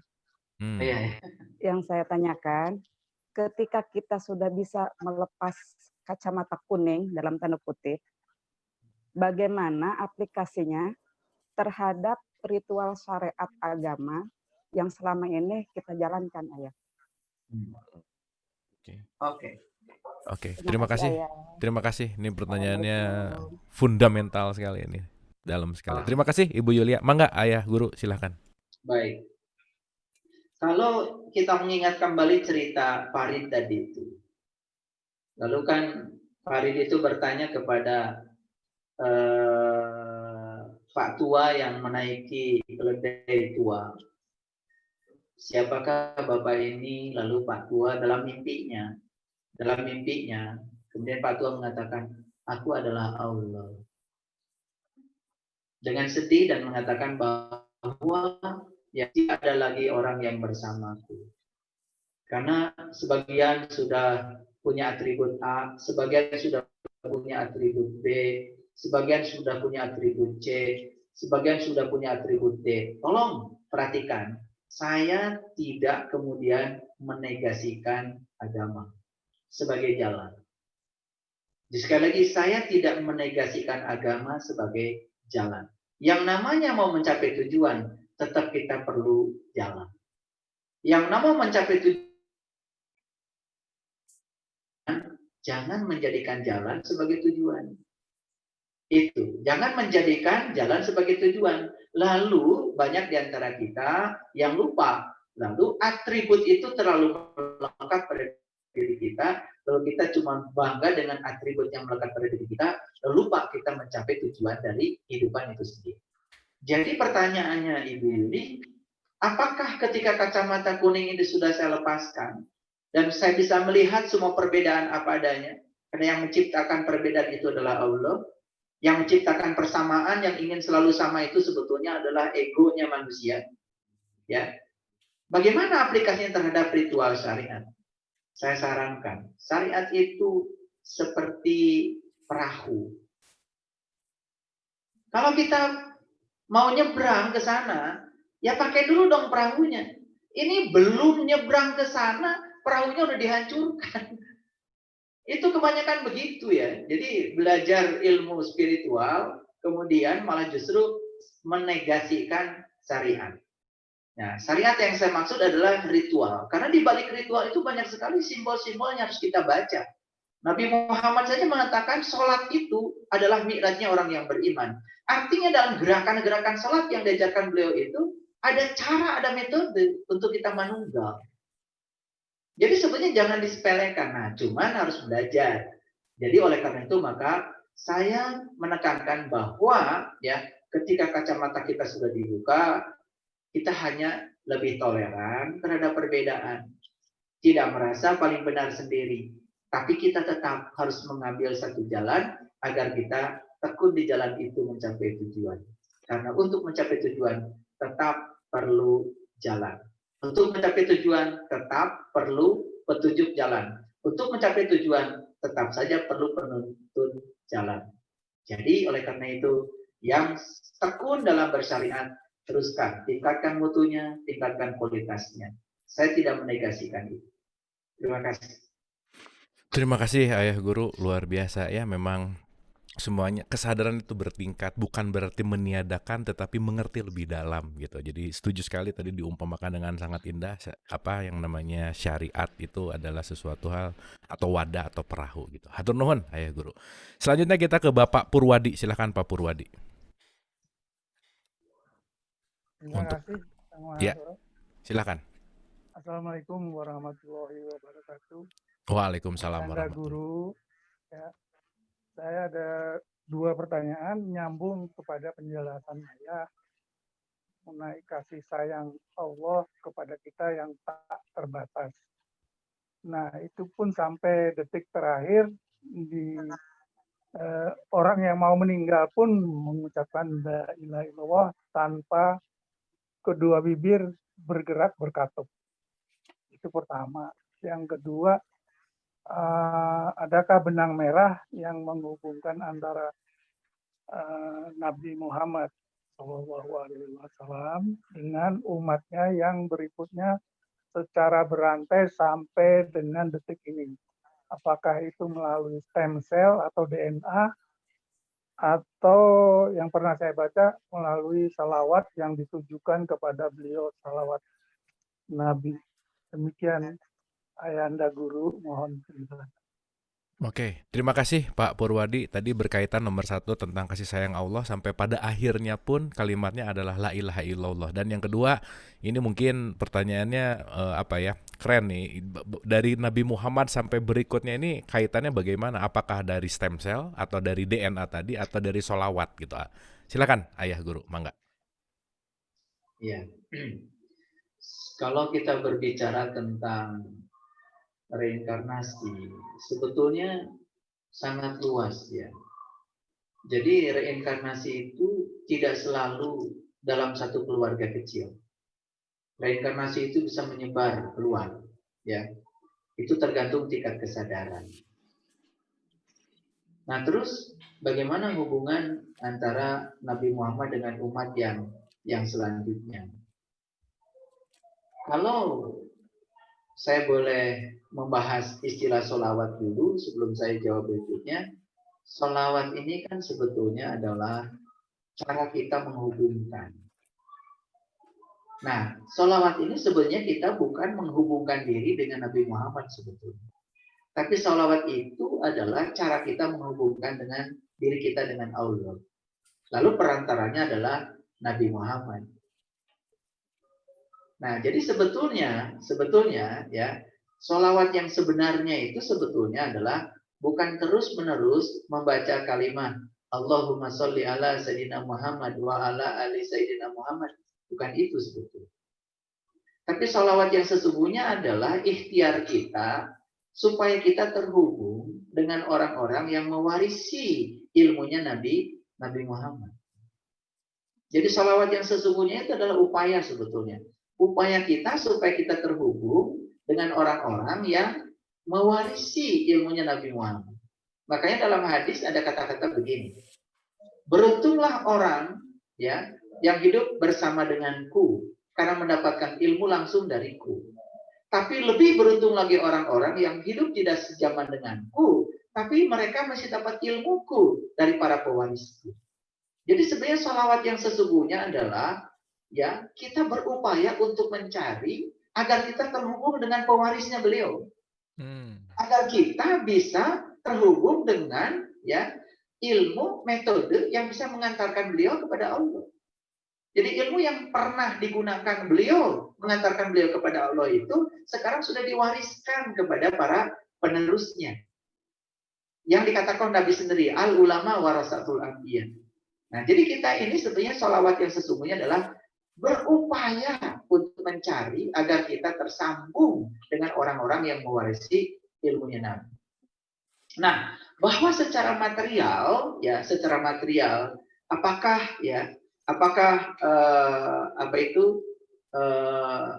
materialnya Nabi Muhammad yang kemudian sudah menebur dengan semesta ini ada bagian yang kemudian menjadi material yang lain, yaitu tentu saja sangat kompleks. Ya, itu saja barangkali Pak. Oke, dan mungkin susah untuk dibicarakan kalau nggak ketemu gitu ya Ayah Guru. Itu harus ngobrolnya harus tatap muka, nggak bisa ngobrol di sini. Ya, Oke, terima kasih. Mudah-mudahan Pak Purwadi tadi bisa bisa ada penjelasan. Kita ke Mas Yudo. Silakan Mas Yudo. Oke, assalamualaikum warahmatullahi wabarakatuh. Salam warahmatullahi wabarakatuh. Salam taksim Pak Syekh Karim. Kalau dalam rukun Islam kan ada syahadat dulu Pak Syekh. Syahadat menyaksikan dengan sebenar-benarnya yang dohiru wa batinu ya. Harusnya kan begitu baru yang lain-lain Mas Syekh. Tapi dalam realitanya entah mungkin udah ratusan tahun ternyata kok kebalik ya, syariat dulu baru akhirnya mau mengejar ma'rifat tapi banyak yang nggak nyampe gitu. Pertanyaan saya, apakah ada sesuatu yang missing link yang hilang atau dihilangkan sehingga kok metode mengenal harusnya dalam riwayat sirah Nabi kan 13 tahun mengenal Allah dulu baru syariat. Apakah ada yang dihilangkan atau hilang sengaja atau tidak sehingga kok metodenya jadi rumit, harusnya mudah jadi rumit sehingga sampai mati pun banyak yang tidak ma'rifat kepada Allah Subhanahu wa taala. Terima kasih Pak Syekh. Oke, terima kasih. Wah, ini keren pertanyaannya. Terima kasih Mas Yudo, hatur nuhun. Oke. Mangga Pak Saiful Kalim langsung untuk direspon. Pak Yudo yang saya sayangi, alam itu bukan sejarah. Sekali lagi, alam itu bukan sejarah. Alam itu adalah dinamika. Sejarah itu hanya miliknya para duplikator. Orang-orang yang ingin menduplikasi diri yang tidak siap untuk menjadi dirinya sendiri.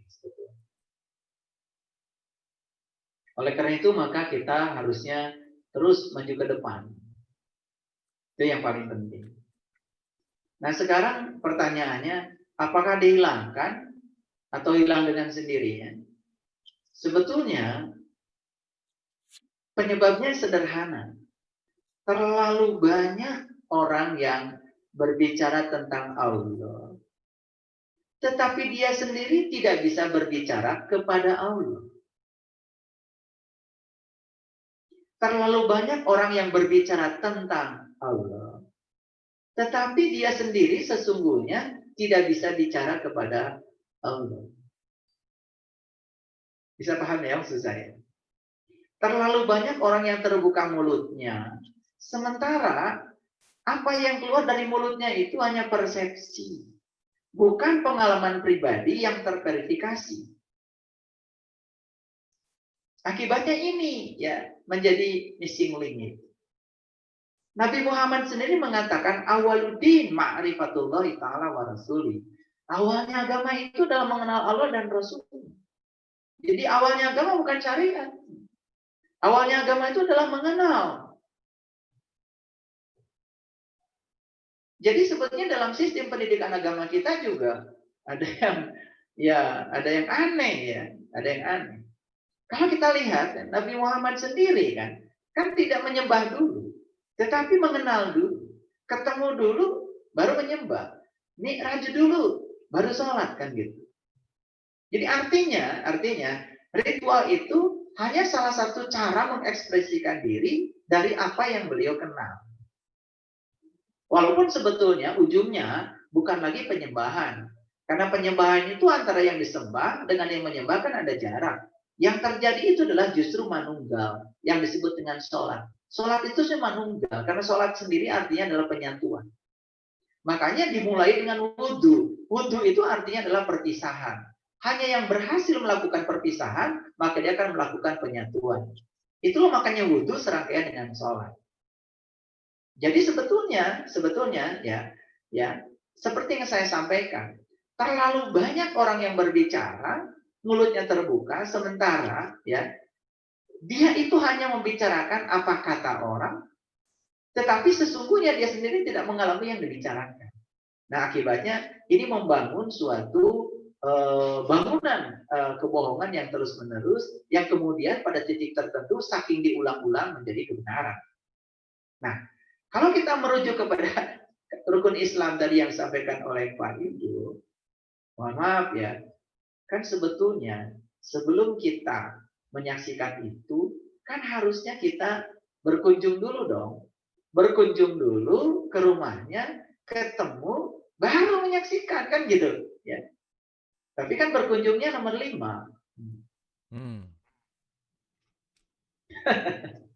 Ya ini nanti kita bahas lagi kalau Pak Yudo ketemu saya deh. Oke. Tapi tadi menarik Ayah Guru mengatakan bahwa alam itu bukan sejarah karena alam itu adalah kedinamikaan dan keniscayaan yang akan terus bergulir gitu ya Ayah Guru ya. Itu poinnya alam adalah itu terus berkembang. Ya. Dunia itu terus berkembang. Kalau menggunakan teori fisika kuantum, sekarang ini dunia ini terus mengembang. Kalau dunia ini terus mengembang, jadi kan sebetulnya tidak ada akhirnya. Ya, tidak ada akhirnya. Dan sekarang ini kita kan selalu berfokus ke masa lalu, lalu tidak berfokus ke masa depan. Bahkan ya peradaban pun ditarik ke peradaban masa lalu dengan cara menduplikasi kita seperti duplikasi manusia-manusia masa lalu. Padahal peradaban sudah berbeda. Nah, oleh karena itu saya berani mengatakan bahwa sejarah itu hanya untuk para duplikator, orang yang tidak siap untuk menjadi dirinya sendiri. Makanya sebetulnya kan yang dipesankan oleh Farid tadi itu, loh, kamu kok malah menjadi A, kamu malah menjadi B, kamu menjadi C, terus kapan kamu menjadi diri kamu sendiri? Karena tugas di semesta ini menjadi diri sendiri. Jadi agama itu harusnya mengantarkan kita menjadi diri sendiri, bukan menjadi atribut itu sendiri. Makanya kita senang banget kan pakai atribut macam-macam gitu. Nah itu kan kita sebetulnya sedang tidak menjadi diri sendiri. Kita sedang menduplikasi ya. Dan proses duplikasi itu melanggar hukum alam. Karena kita diciptakan oleh oleh Allah itu dengan tujuan yang berbeda, untuk rencana yang berbeda. Harusnya kita menemukan potensi kita yang berbeda itu untuk menjadi diri sendiri. Tapi kan selama ini proses menjadi diri sendiri ini kan dibelokkan, ya, dibelokkan oleh siapa? Oleh orang yang mengatasnamakan dirinya tokoh yang seakan-akan dia yang paling dekat dengan Tuhan, seakan-akan dia punya otoritas untuk mengubah orang lain seperti yang diduplikasi itu. Jadi tolong jangan jadi duplikasi ya, seperti kata Bung Karno. Kamu boleh beragama Islam tapi tidak mesti jadi Arab. Kamu boleh menjadi agama Kristen tapi tidak mesti jadi Yahudi. Kamu boleh menjadi orang Hindu tetapi tidak mesti jadi orang India. Apapun agamamu, kamu tetap saja jadi orang Indonesia. Bajunya batik seperti saya. Atur nuhun, ya guru luar biasa ya, keren. Boleh tepuk tangan dulu dong buat Pak Syaiful Karim ya, malam hari ini super mind blowing banget. Oke, kita ke Ibu Erni Mardiana. Silakan Ibu Erni. Ibu Erni boleh di-unmute kah? Oh, oke. Kalau Ibu Erni belum bisa unmute, kita ke Ibu Intan dulu. Wah, ini Ibu Intan nih. Silakan Bu Intan. Kalau nggak ada yang nanya, baru nanya. Selamat malam, Ayah. Selamat malam. Ya, jadi begini tadi. Ya baik. Tadi begini, saya tadi dengar mengenai rukun Islam ya, di mana tadi Anda bilang rukun Islam itu ya sebetulnya sudah ada ya. Mungkin yang membuat itu ulama diambil dari Al-Quran terus dijadikanlah ya biar kita gampang rukun Islam. Nah, tapi yang selama ini kita belajar dari guru-guru dulu kan itu selalu berhenti di syariat ya, Ayah ya. Jadi sehingga kita tuh yang nggak kemana-mana syariat, kita nggak diajarin tarekat, hakikat beragama, apalagi ma'rifat, boro-boro gitu kan. Dan juga Anda tadi mengatakan rukun Islam yang kelima itu mengunjungi kan ke sana. Nah kalau memang ngikutin ajarannya Ayah nih, sebetulnya yang nomor 5 tuh nggak usah ke Arab kan. Kalau dari 1 sampai 5 kita elaborate, artinya rukun Islam itu luas banget kan, luar biasa. Gimana tuh Ayah? Terima kasih. Oke, terima kasih Bu Intan. Wah, pertanyaannya keren nih, ya dalam nih. Mangga Ayah Guru, ini seru nih. Silakan. Mungkin harus jadi ada satu sesi sendiri nih ya. Harus 20 SKS nih jawabnya. 20 SKS. Mangga Ayah Guru. Jadi saya tidak melarang siapapun untuk melaksanakan haji, pergi ke sana, melaksanakan umroh, pergi ke sana. Pasti ada sisi positif secara syar'i yang dibangun oleh leluhur kita untuk melaksanakan ibadah syariat. Cuman saya menganjurkan sebaiknya kalau sebelum kita melaksanakan syariat, maka awali dulu kata Nabi dengan ma'rifatnya. Jadi sebetulnya awal agama itu adalah ma'rifat. Supaya pergi ke sana itu saat muter 7 putaran, ngerti kenapa 7, kenapa tidak 8. Gitu. Saat kita muter ngerti kenapa mulainya dari Hajar Aswad. Kenapa mulainya bukan dari Multajam. Saat kita sa'i ngerti kenapa laki-laki lari, perempuan jalan. Saat kita harus melempar jumroh ngerti yang harus dilempar itu apa. Yang 7 batu itu buat apa. Yang dilemparnya apa. Jadi supaya di situ ada kehidupan, ada dinamika. Itu yang disebut dengan Ihya Ulumuddin, menghidupkan kembali ilmu agama. Supaya semua dilakukan dengan kesadaran. Nah, oleh karena itu maka ya sebetulnya rukun Islam itu harusnya dimulai dengan aspek ma'rifatnya rukun Islam.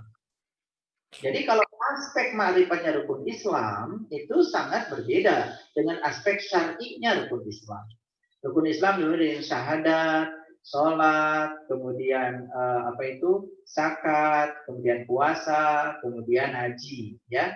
Nah, kalau dari sisi ma'rifat itu kan sebetulnya syahadat itu adalah proses bersaksi. Dan bersaksi itu tidak mungkin tidak dimulai dengan proses menyaksikan. Karena bersaksi itu urusan mulut, urusan lisan. Sedangkan menyaksikan kan urusan penglihatan. Nah, bagaimana mungkin lisan ini bisa mengatakan sesuatu yang dia tidak lihat? Karena yang menyatakan sesuatu dengan lisannya nggak lihat, kan sebetulnya bohong. Nah, sekarang bagaimana bisa lihat kalau belum berkunjung, kan gitu. Jadi sebetulnya berkunjung dulu dong ke dalam dirimu. Karena sesungguhnya Allah bersamamu, lebih dekat padamu daripada urat nadi lehermu. Setelah berkunjung ke dalam dirimu, kamu akan kaget. Karena apa? Karena semua sementara ini yang disebut-sebut olehmu itu begitu terbuka. Bisa kita saksikan di dalam diri kita. Setelah kita menyaksikan di TKP-nya, baru kita ngomong, asyhadu alla ilaha illallah, itu baru bersaksi. Nah, kalau ya rukun Islam ini dimulai dengan rukun Islam dalam dimensi ma'rifatnya, maka kita akan mengerti bahwa sesungguhnya ya 5 rukun Islam itu sebenarnya satu kesatuan yang tidak bisa dipisahkan. Artinya apa? Ya, bertemu ya syahadat juga syahadat, bertemu juga sholat, bertemu juga zakat, bertemu juga puasa. Makanya definisi saum di dalam hadis kursi adalah terbuka dan berjumpa dengan Tuhan. Jadi sebenarnya yang paling utama itu adalah mengenal jati diri kita sendiri. Ketika kita mengenal jati diri kita sendiri secara makrifat, maka kita akan mudah untuk bisa memahami rukun Islam sebagai satu kesatuan yang tak terpisah. Jadi ketika diimplementasikan dalam dimensi syariat, dalam dimensi thariqat, dalam dimensi hakikat, menjadi bernyawa dan bermutu. Jadi itu sebetulnya ya yang perlu kita lakukan. Saya kira itu cukup buat Bu Intan, kan Bu Intan tuh nggak perlu detail karena udah kalau telunjuknya yang jempol 2-nya udah naik itu artinya udah oke. Memang Bu Intan tuh cuman perlu sparkling sedikit udah langsung paham Pak Saiful, itu kehebatan Bu Intan ya memang. Ibu Intan hatur nuhun. Ini masih banyak pertanyaan yang masuk ke private dan masih banyak juga enggak ada satu resen, tapi mohon maaf kita udah jam 21.26. So, sekali lagi Pak Saiful Karim, Ayah Guru, hatur nuhun atas waktunya untuk hadir malam hari ini. Seperti biasa, kami menunggu final statement untuk episode 150. Mangga, Ayah Guru. Baik, Kang Abu dan para sahabat semuanya. Saya mengingatkan bahwa untuk manusia itu hanya ada 2 hari yang penting.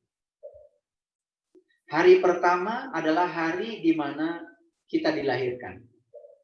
Dan hari yang kedua adalah hari di mana kita menemukan alasan mengapa kita dilahirkan. Jadi kalau kita itu baru sadar bahwa kita dilahirkan, tapi belum menemukan alasan untuk apa saya dilahirkan, kita tidak akan pernah fokus di dalam perjalanan kita. Itu saja statement saya yang terakhir. Terima kasih.